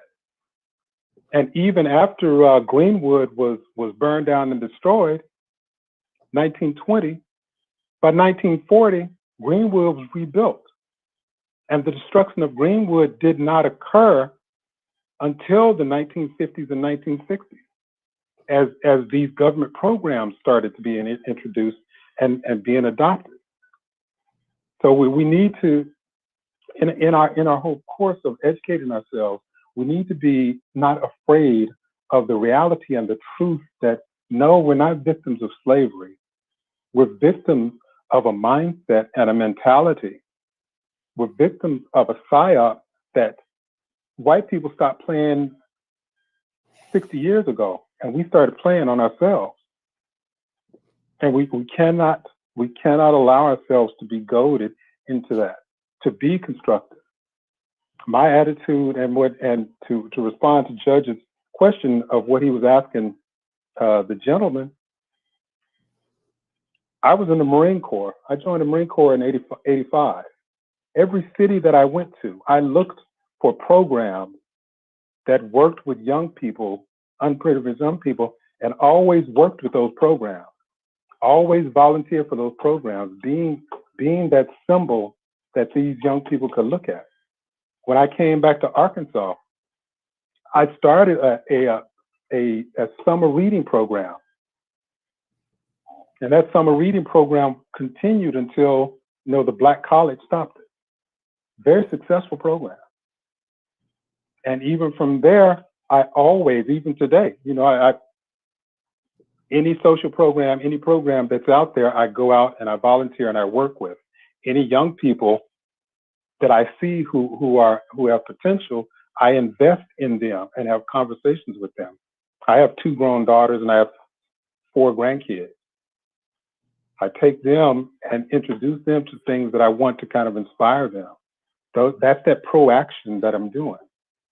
And even, right now we're working on a commercial development for Little Rock that's going to be located in an area that's been ignored for 70 years about economic development.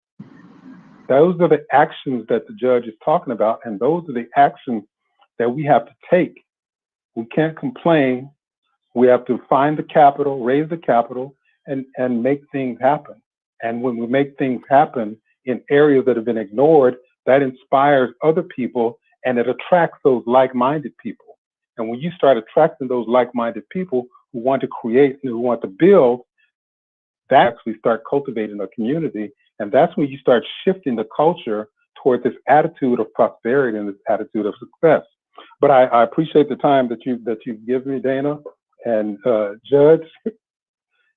Goes without saying, I salute you. Thank you so much. Well said. I like that. Yeah, and I wanted to listening give you to time that. to speak.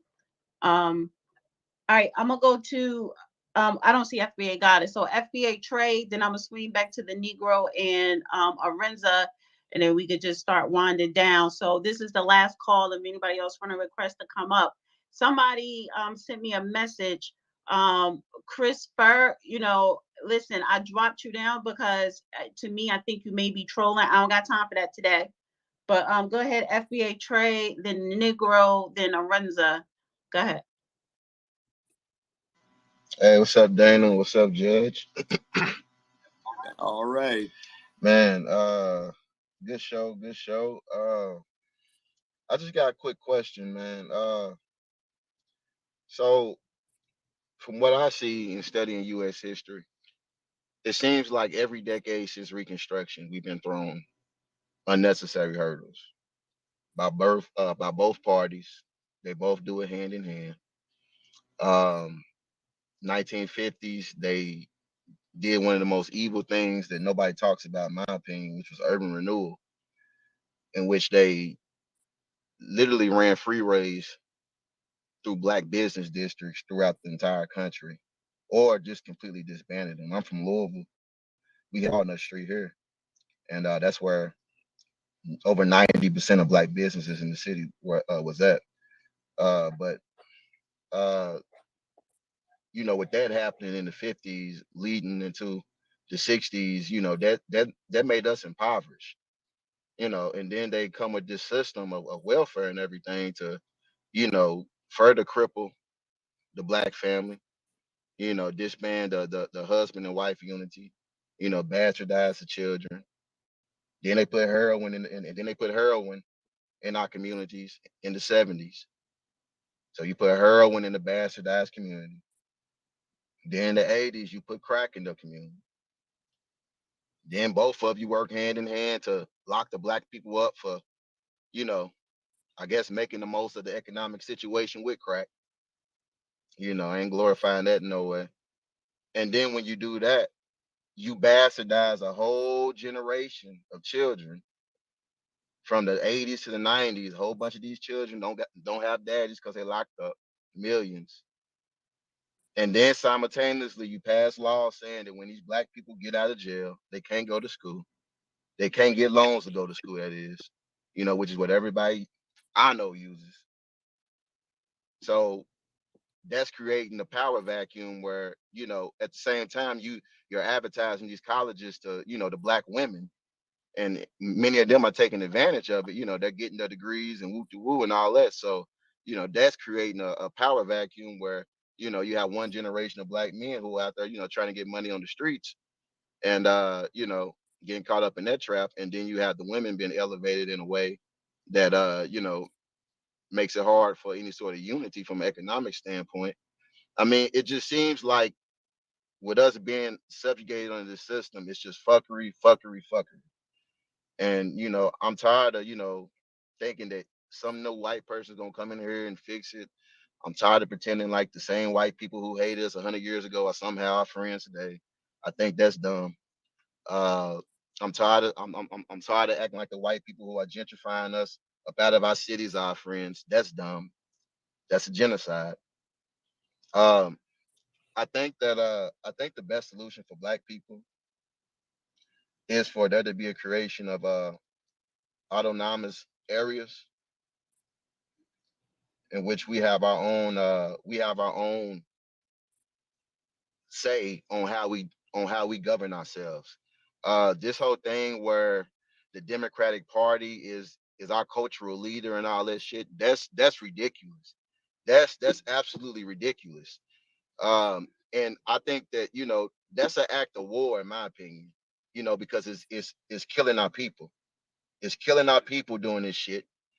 Um, and I think that at this point, our people never asked to be a part of this shit.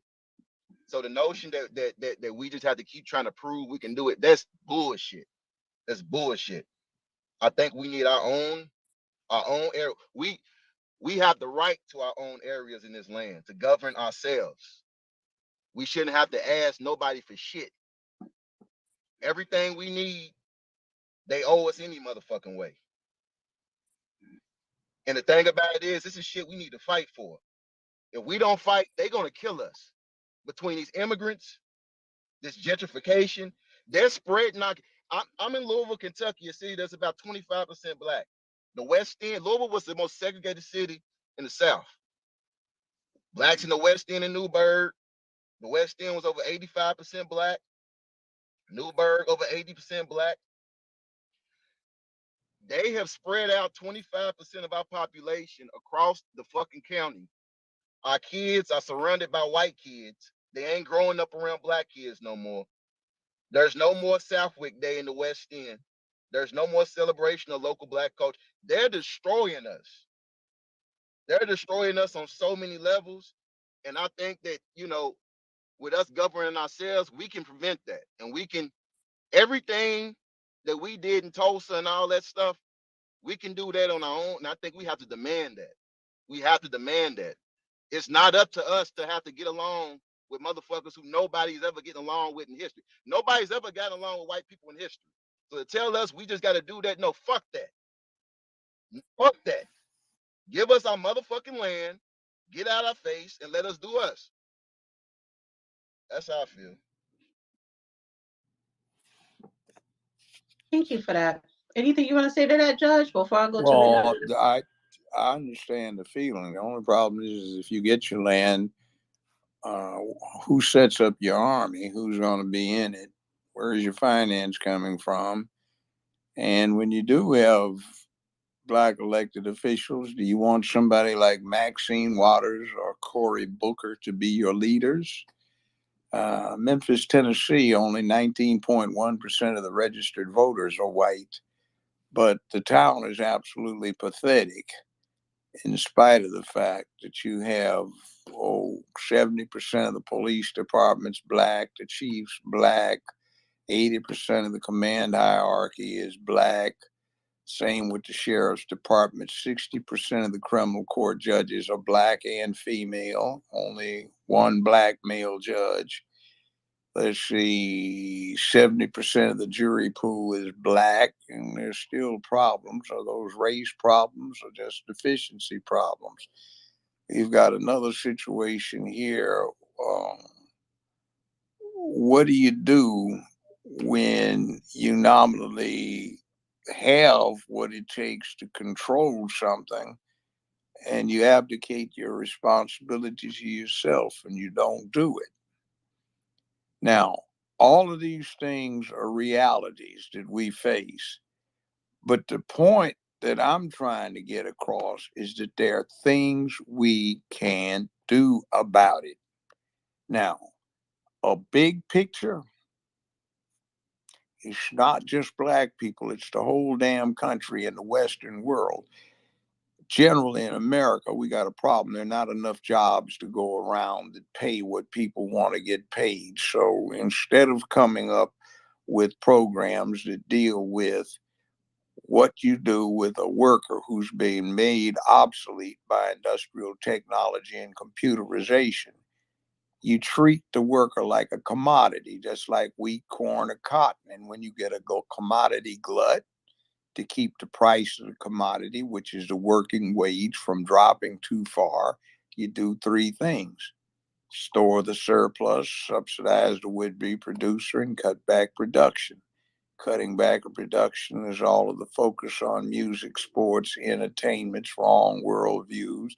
You glorify hoes and pimps and dysfunctionals, robbing the hood instead of somebody being Robin Hood. You turn where you live into islands of chaos. You cut back the production. By doing that, you subsidize the producer by the welfare check. And then when you get too much clowning, you get felony convictions, and that gives you the opportunity to store the surplus labor in the criminal justice system. Now, they put prisoners to work, but that's to keep them out of mischief. But then we've got another big problem in America.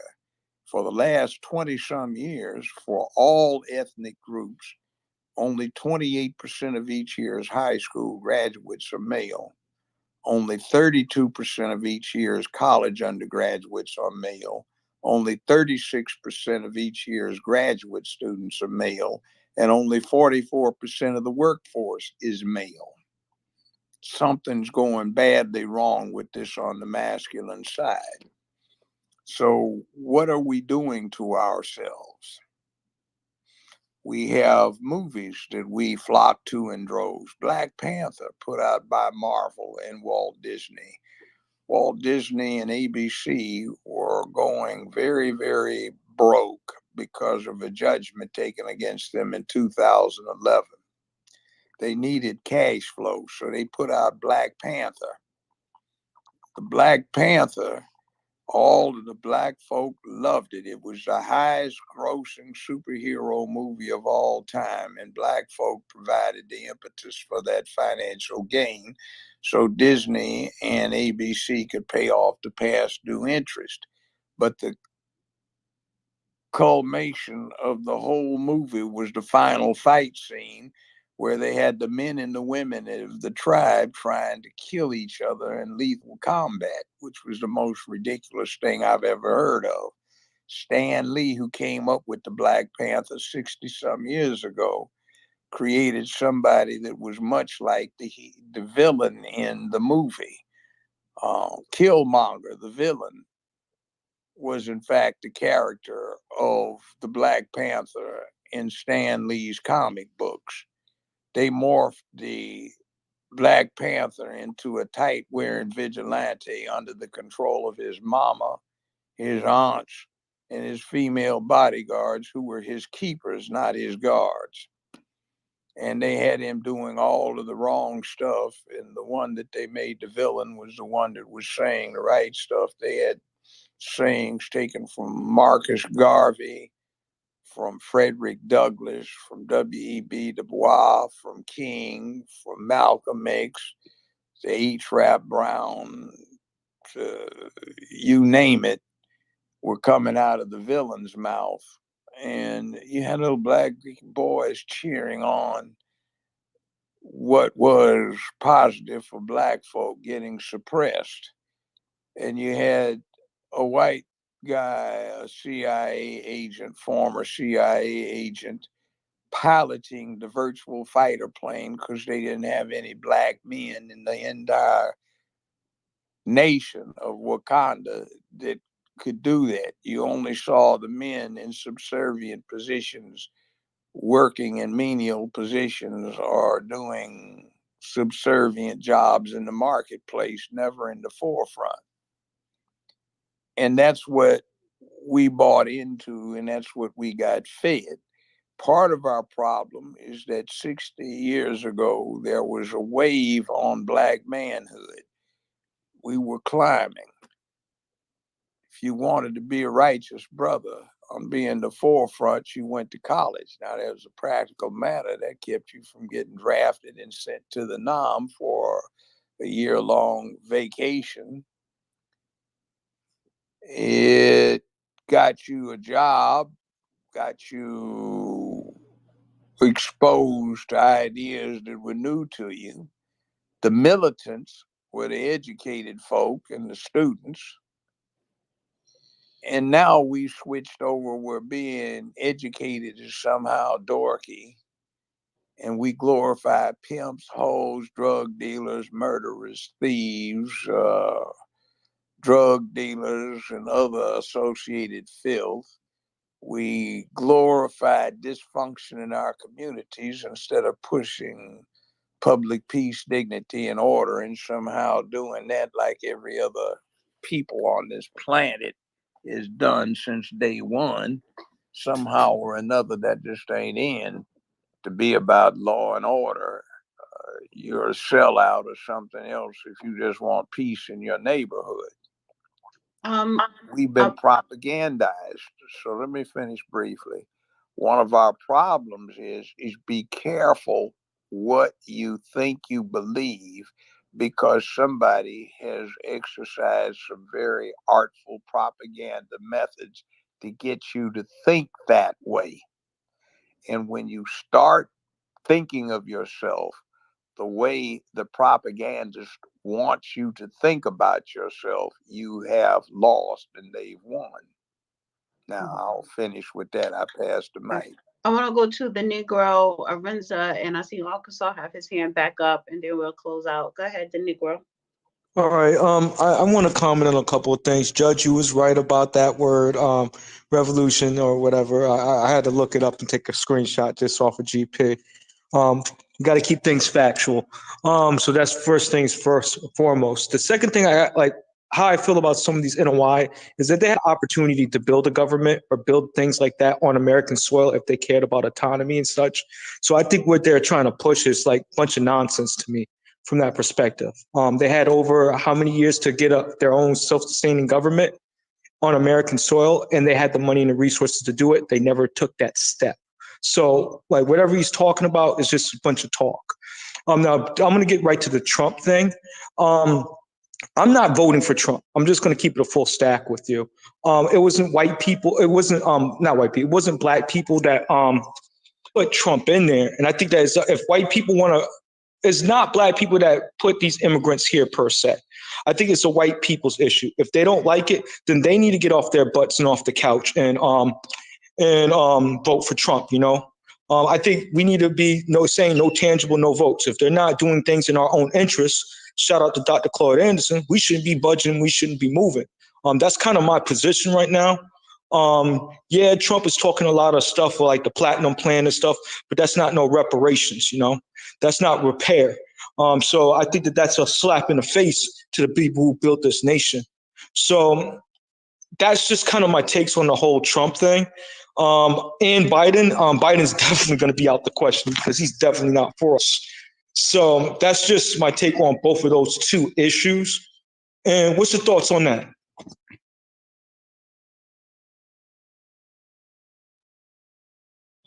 Judge, did you hear him? Politics is subject to a science. It's called political science. It actually does work kind of like that because it's a study of the nature of human beings and their interactions in groups. It goes back several thousand years. Whether you're talking China, whether you're talking Africa, Mayans and Incas and Aztecs and North and Central and South America, whether you're talking about Rome, Greece, Egypt, Phoenicia, doesn't make any difference. Humans are pretty consistent in their politics. And if you go to a zoo and go to the primate house and watch the chimps and baboons, you can see some pretty rank and basic politics being engaged in by the apes. But that said, whenever you have three or more people, you've got politics. And when you get a political body, it's kind of, in theory, an extended family. We have politics because the art of voting is a stand-in for the art of killing. In other words, if the subject is sufficiently important, people might line up behind a shield wall with their spears and contest it physically and see how many are left standing. Or you can say, well, I'll tell you what, there are 120 of us and 78 of you, and unless you have a brilliant general, we are going to win. So rather than just go kill each other off to see who's going to win, let's just vote on it. See who's going to take what side. So we'll be polite about the outcome. That's what politics is about. Because as somebody once said, I think it was von Clausewitz, a Prussian general who fought Napoleon, he said, war is but the ultimate extension of the political process. And as such, if one can deal with a resolution short of the killing that comes from a war, one should do so. But one should never forget that politics is essentially just a step below war. So when we talk about voting or not voting, we're essentially saying the next step up is we kill. Now, this country had at least two big episodes of that the so-called Revolutionary War, where Great Britain's authority over these 13 colonies was overthrown. Then we had a civil war, essentially on the issue of slavery. And in the Civil War, more Americans died than they did in all of the rest of the wars. World War II, World War I, Korea, Vietnam, the Sand Pile, all wrapped up into one, didn't even equate to half the death rate or deaths, actual deaths in the Civil War. So politics, you have to understand, is not just about being ridiculous, being cute, being lying about what you're up to. It's the next step short of folk going out and killing each other. So keep that in mind when you decide whether or not you're going to vote, because the next step up is killing. And some of the things that we have in place that people don't like are precisely there because you don't want people to take that next step to start killing each other. All right, Arinza, then Arkansas.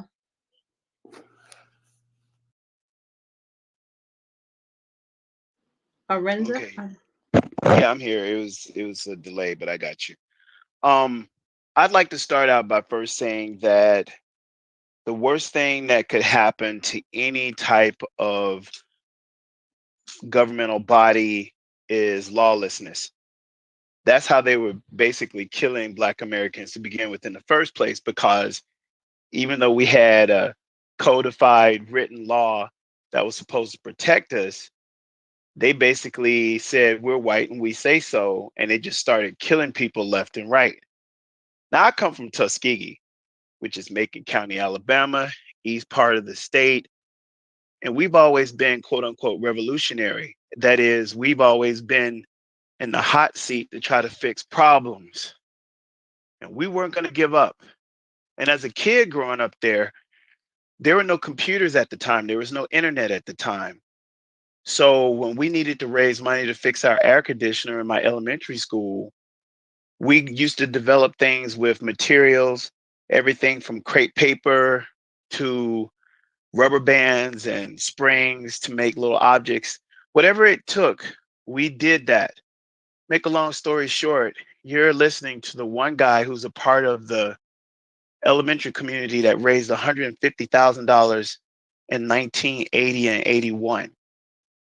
That was then. I was just a kid. Now, the guy from Louisville struck me because Louisville is one of the most segregated places I could ever remember talking about when I was a kid. And his concept of creating an autonomous region is what we already have the tools for. Most people are not using the constitutional elements that we have in place. And the ones that are using it don't have conversations like this because they're always building things and they're always helping people. If you guys are gifted in something, I don't care what it is, there are a set of rules that I always follow. Number one, spend your money with Black businesses before venturing into other outward territories. In other words, if your neighbor down the street grows corn or grapes or peaches, buy from them first, because not only are you financially empowering them, you're spending the money amongst yourselves to increase the opportunity for that money to come back to you in some roundabout way. Corporations today, like the big ones like Kroger and Safeway, all of these guys are multi-billion-dollar industries that don't share back to the community like that. In fact, they receive subsidies from the city government. I mean, I can give you examples of it. But the gist of what I'm saying is, if you or someone you know can produce anything, we need to know about you first before we go and spend our money outward to other businesses that have what we're looking for. That's something to think about. The second thing was, When I was growing up, we used to always sit down with our friends and family to talk about what was bothering us. I give you an example, and I'm going to try to make this short because I know there are other people that want to speak and we have to shut the line down, but I'm trying to get to a point. When I was growing up, my neighbors used to have a problem with the way that the roads were constructed because when it rained, it used to have potholes you couldn't see, et cetera, et cetera. So one day I was at home listening to my elders and my mom and, stepdad and my cousins talk about the problems that we're having. And then after they got all their thoughts together, they wrote them down like a list of demands. And then they went to the city government. City government saw what they talked about. They changed it within a matter of days. Not just because that they were voters, but because they were a part of the community. So the transparency between those who are supposed to lead us versus the problem that needs to be addressed, there's a huge gap there. But when I was growing up, we covered it because we sat down with friends and family, discussed it, and it went to where it was supposed to go, which leads to my next point. You have to use your voting power to put who you want in office on the local and state level and who you want representing you as your US congressman. These are all things that we can control. The media has everybody fooled because they're focusing on the presidential candidates. Everybody should be focusing on members of Congress because Congress is our offensive and defensive line. Think of it like football. If you want to stop the other side from getting a yard on you, you have to put the right people in position that can keep that frontal attack, that can keep that other side from getting to you. So we have the apparatus in place. Our ancestors died for it, especially my mom and dad. So, and the last thing I'm going to say is put emphasis on what makes you stronger, not weaker. Okay, the movie example that the judge gave was a good enough example. I don't think I could ever compete with that. And I'm just glad to be in the same space with him. Your pimps, your hoes, whatever you want to call those type of people, are not at the majority. They're not representing the majority, like say me and you talking about rocket sciences or cultural empowerment. People who have certain lows in life don't necessarily put their attention on the things that makes them stronger because mentally they're already in a weak, disadvantaged position. To get out of that position, you have to do soul searching, realize that this type of life isn't for you, and you move forward. So it's a step that each individual has to take. You guys know it when you know somebody who has to go through Alcoholics Anonymous, like when people have drank too much alcohol in their life. You have to mentally break down why you were in that position and then get out of that position to do what you really want to do. In the future, the people who make the most money are not going to be getting the most money because they work a 9-to-5 job like McDonald's. It's going to be the person that is responsible for creating something. And in order to be in that creativity mode, you need to polish your skills. You need to apply what you've learned, say in school, to develop something that the existing public has never seen before. When I was growing up, the best computer to have was an IBM PC/XT. And then that turned into a Hewitt Packard, and it turned into Digital Equipment Corporation. Times will continue to evolve, but your mindset should be that you know that times are going to change, so just ride that wave. And at the end of that wave, you're going to go right into where you want to go to.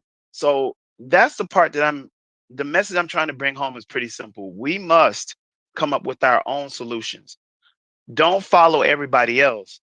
Make your own trail and they'll follow you, especially when you've done the homework to make what it is that you're trying to do better, whether it's improving the community, introducing a new product for yourself, or developing something that nobody has ever seen before. Don't be fooled by what the media is showing you. Yes, China has a lot of money. Yes, China has a huge population of people. But just like the rest of us, and Judge would probably joke and say something like, they all eat, sleep, and shit at the same time, the same way that everybody else does. So there is no differences when it comes to something like that. The only difference is, what is it that you have within you that you can bring to the world that everybody's going to pay for? And the last thing I'm going to say, and I say this in honor of my mom and my dad, my grandparents, when you get over that hump, when you get to that success that success situation, look back and bring your brother, sister, uncle, mother, cousin, bring everybody with you. You know why? Because even if you win, you won't see the results of what you've won until everybody else can experience that joy, that accomplishment with you. And I'll land my plane there. Shouts out to the judge. Dana, you're beyond amazing. I'm just grateful to be here to spread my message, and it comes all the way from Tuskegee, Alabama, even though I live in Anchorage, Alaska. And I'll land my plane. Be one. Be damn one. Thank you so much. I appreciate that. Well said. Before I get to Arkansas, Judge, I don't know, how are you on time? Should I just give one last call for anybody who want to come up and speak, or are you tired? Judge, unmute. Okay, talking is easy enough. It's the doing that counts. So I can keep talking. All right, so maybe a little bit longer. I just want to, before I go to Arkansas, or let me say this too, before I go to you, Arkansas, I put in the Jumbotron, Judge Joe Brown, barbecue sauce link, because you could purchase this barbecue sauce on Amazon, which is very convenient for everybody. So the link is in the Jumbotron. Just click on it. You could go to his Twitter or my Twitter page, and you'll find it there as well. Anyone who's listening, if you want to come up, give remarks or ask a question, do so now. This is the last call to invite speakers up. So request to come up now. And if not, I'm gonna go to Arkansas, and then if I don't see any speakers, I'll just have the judge close out. So go ahead, Arkansas. Renza, I appreciate that, brother. I appreciate that, brother. That was perfect, because he took my first point about politics being local and how people have been so bamboozled to only focus on the presidential election, when it's those officials who are closest to you are the ones who are going to impact you and isolate you from the villainy of the federal government. But something that my grandparents, Cornelius and Martha Robinson, walked off a plantation in Darlington, South Carolina in 1865. And when they looked at the world, the vision that they saw resulted in me in 2023. That is my nature. And that is the true nature of Black people. When you step out of a condition that seems to be hopeless, and you're still able to look to the future and look to tomorrow of the potential and what can be. What we're doing our children a disservice when we continue to preach to them that they are victims, because they are naturally and normally aspirational little creatures. We have to reinvite and reawaken that nature of being a visionary and being able to being a builder. I bought a building in 2014, commercial building, and it's in an area that has economically ignored. That's where Black people live. We have one of the greatest opportunities for economic development and economic growth in the history of mankind right now, because you have these areas that were once very viable commercial areas that have been abandoned by capital investment. And those capital investors are simply waiting for the tide to turn to when the price goes down far enough where they come back in. So I bought this building, dirt cheap, because the family wanted to get out of it. I started doing the planning, in the process of getting the financing. We're going to tear a building down, build 2 new buildings, 12,000 square foot facility. The city came in and sued me, shut everything down. While at the same time they were talking about investing in Black areas, they shut my project down, the only project that was even on the horizon for that area. And this is Black mayor, Black city council, Black director, all of these people. But that didn't stop me from doing what I needed to do. So I hired my attorney, let him fight that battle, and I moved on to the next project. That is my nature, and that's the nature of Black people. And the next project is actually going to be even better than the other one, because of the location, same opportunity as far as the real estate, much better price on the real estate, much better location. But if I had set up and started crying and whining about this project, that it's just been delayed, it's not been stopped, it's been delayed, I wouldn't have been able to recognize the opportunity that was coming right down the road. That's what I encourage people to do. Gentrification is not a bad word. There is nothing to stop Black people from gentrifying just like anyone else. These areas that all of a sudden overnight become these viable economic hubs and districts and business districts with all these fine businesses, there's nothing to stop us, and that's the opportunity that I'm in now. Can I interject something? I'm sorry. Can I interject something there? Yeah. I agree with what you're saying, but gentrification, just a side note, I agree with you, but the gentrification that we're seeing, part of the reason why we are seeing gentrification and Black people are being left out, that's part of this great transfer of wealth that is taking place and has been taking place for the last couple of years. Because if you notice, a lot of the people buying up these properties in urban, quote unquote urban, which is the hood or the ghetto areas, whether it's storefronts or buildings, there are younger people, Gen X, right? And maybe early baby boomers or Gen Xers, because that wealth was transferred from their parents or their great grandparents down to them. And we all know when it comes to generational wealth, white people outpace us by 1,000%, right? And even Asians and other groups. So I totally get what you're saying, participate in it. But we also got to keep in mind that the reason why we're not is because we don't have any generational wealth to pass down. Well, I can appreciate what you're saying, but see, that doesn't matter to me. Those conditions, whether they exist or not, is irrelevant to me, because I have to focus on the opportunity when it presents itself. I'm not talking about participating in gentrification. I'm talking about initiating gentrification.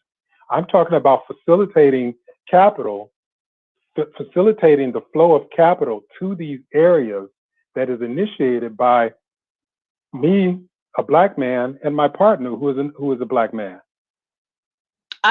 This capital flow, because there's an aspect of economic development in areas that have been ignored.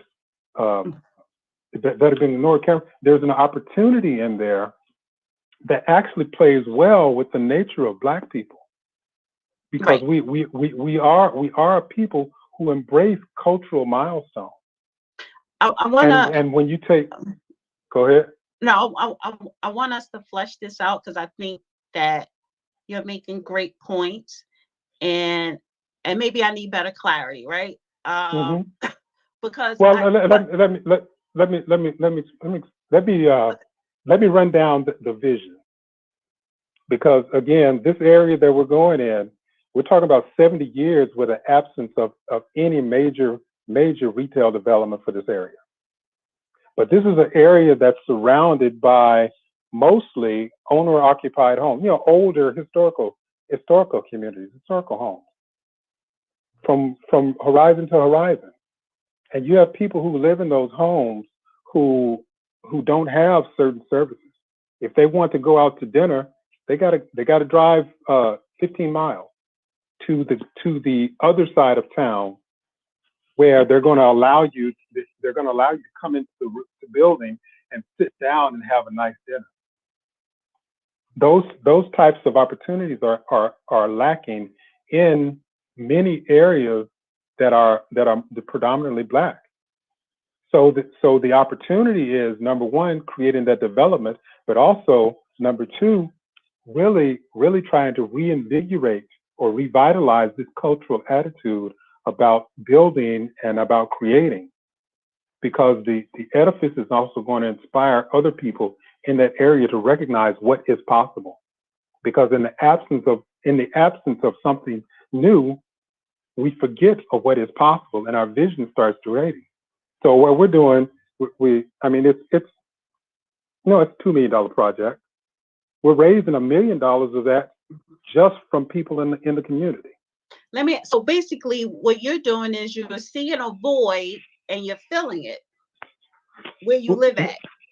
Yes, you see it. Right. Well, it's an opportunity, and we have to characterize it in a way that is attractive to investors and attractive to capital, but it educates those who are witnessing this to go on. Right. And what you're talking about is absolutely correct, because there's no generational wealth, because there's an ignorance to how capital flows and how money flows, and actually how generational wealth is created. And the opportunity that's presented for the broader community is being able to actually have ownership of this project that is right within an area that's been ignored. So I want to ask you a question, and then I also want to say that, you just kind of gave me an idea for next week's space that I think we should start talking about when it comes to understanding finances, economics, generational wealth within Black Americans. But the question I want to ask, I agree with everything you're saying, but the question is, how can someone who is poor, living paycheck to paycheck, which is not just Black people, but just the average American, but just I'm focusing on Black Americans, poor, living paycheck to paycheck, no foresight of generational wealth, right? And I don't need you to elaborate, but kind of like sum it up. But how can that person participate in capitalism, basically, everything what you just said? Well, and again, that's where the opportunity presents itself, because you have a people who are hungry, who want something, but they don't know how to make that happen. The opportunity about development in areas that have been ignored and suppressed is that once something starts happening, you start attracting the attention of people who are similar or like-minded, and people who have those types of questions. And being able to accommodate those questions and being able to entertain those questions, that's a part of the gentrification in Black areas. When that kid or even that adult who comes in and looks at this brand new building, and they want to have a question, well, what you can do, because there's a meeting room there, what you can do is come by on Thursday night, and we're going to talk about how we did this project, and we're going to talk about what you want to do and how you can participate in this whole process. Because in addition to it has to be a profit-making business. You can't go broke and inspire people.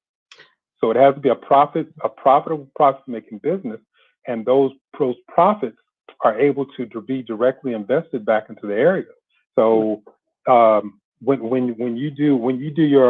everybody is paid, all your staff is paid, and you have a net profit, a percentage of those profits goes to, my partner and I, we have 2 girls basketball teams. The families don't pay for anything. We pay everything out of pocket.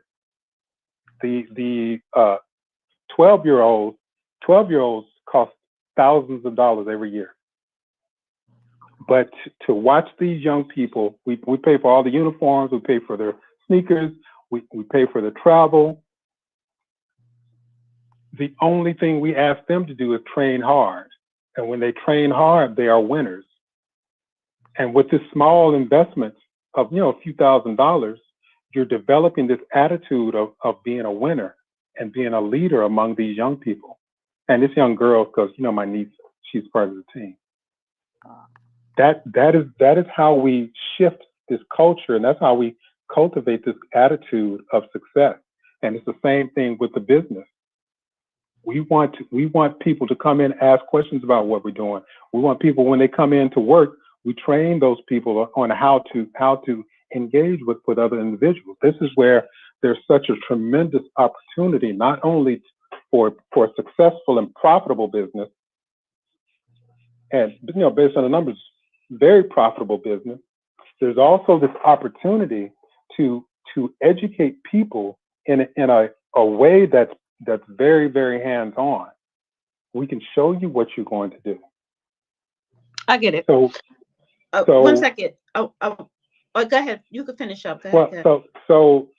Again, our business plan is structured to where 50% of the capital to do this development is coming directly from individuals who you're talking about. They don't have a lot of money. And the way that we structured it, our presentations are, you have to start investor club. And we're going to show, you take that, we don't have anything to do with the investor club. Once you start an investor club, you have a minimum investment in this project. And when you meet that minimum investment, you come away with a percentage of equity in that project. And every quarter, your investor club gets paid a certain amount of 1 second. I need dividend. Judge. Are you there? I'm here. Okay. I'm sorry. Go ahead. You finish Yeah. up and just quickly, that creates ownership among those people who are not only your patrons, but also your neighbors. And that throws us back to this tradition that Black businesses have had up into the 60s, where Black businesses were the ones who financed the social programs. Black businesses were the ones who, and these are mailmen and barbers and doctors and lawyers. They're the ones who paid for the little Black orphanages. They're the ones who paid for the boys and girls clubs. They're the ones who paid for the women's organizations. So basically, you're saying group economics. Well, practicing group economics, because I got to start closing out the space. Yeah. That's what I'm just. And those terms of group economics and cooperative economics, no. We're talking about capital. We're talking about creating a generation of investors who are not looking for charity, but they recognize the value of an investment. They put their money into that investment. They reap the rewards or the losses of those investments. They learn a lesson and they carry those lessons forward. Okay. That's what it comes down to. But Okay. I appreciate the time. No, I appreciate the knowledge as well. All right, so Judge, I want you to close. I see you have your hands up, Arinza. Can you just save it for next week? Because I'm tired now. Okay, Judge, anything you want to say in closing? As first of all, let me just acknowledge everyone who's listening on YouTube. Thank you guys so much. Vincent Van says, I have 3 bottles of Judge Joe Brown barbecue sauce for several months. They look so attractive that I keep forgetting to taste it because I am vegetarian. That keeps forgetting to try it on. I keep forgetting to try it on my fish. So I will remember to do so this week. Yes, it is delicious. So please try it. And I want everybody to go to Amazon and just type in Judge Joe Brown barbecue sauce, and you can purchase your barbecue sauce on Amazon. And I'll put the link in the Jumbotron as well. So thanks to everybody that came up to speak. Some very great speakers. Everybody was great, even the fake Nation of Islam member. And everybody on YouTube, everybody listening in this X space. Thank you guys so much. Appreciate you. And have a wonderful week and happy holidays. We will definitely be back here next week, Tuesday. And go ahead, Judge, and close out the space. 3 hours and 11 minutes.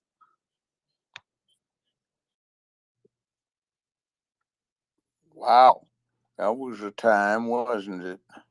And it was daylight in some places when we started out. Anyway, it's been interesting. Keep up the work, stay focused, and the only way you will get someplace is to go there.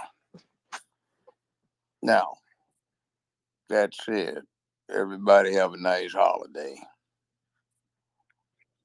That was short and sweet. All right. Thank you, everybody. Have a wonderful holiday if you celebrate. If you don't, have a wonderful week. And we'll see you next week, Tuesday. Oh, but go to therealdananetwork.com, join the website, because you will see Judge Joe Brown live on video, uncensored, because I had to remove him from YouTube. Because YouTube is on, they're part of the Democrat shell BS, because it's election season and I need to preserve my YouTube channel. So I created a website, and the judge will be there live on Thursday, uncensored, talking about any and everything. So join the website. And other than that, we'll be back on Twitter Space next week, Tuesday. Enjoy your week. Bye. Bye, everybody.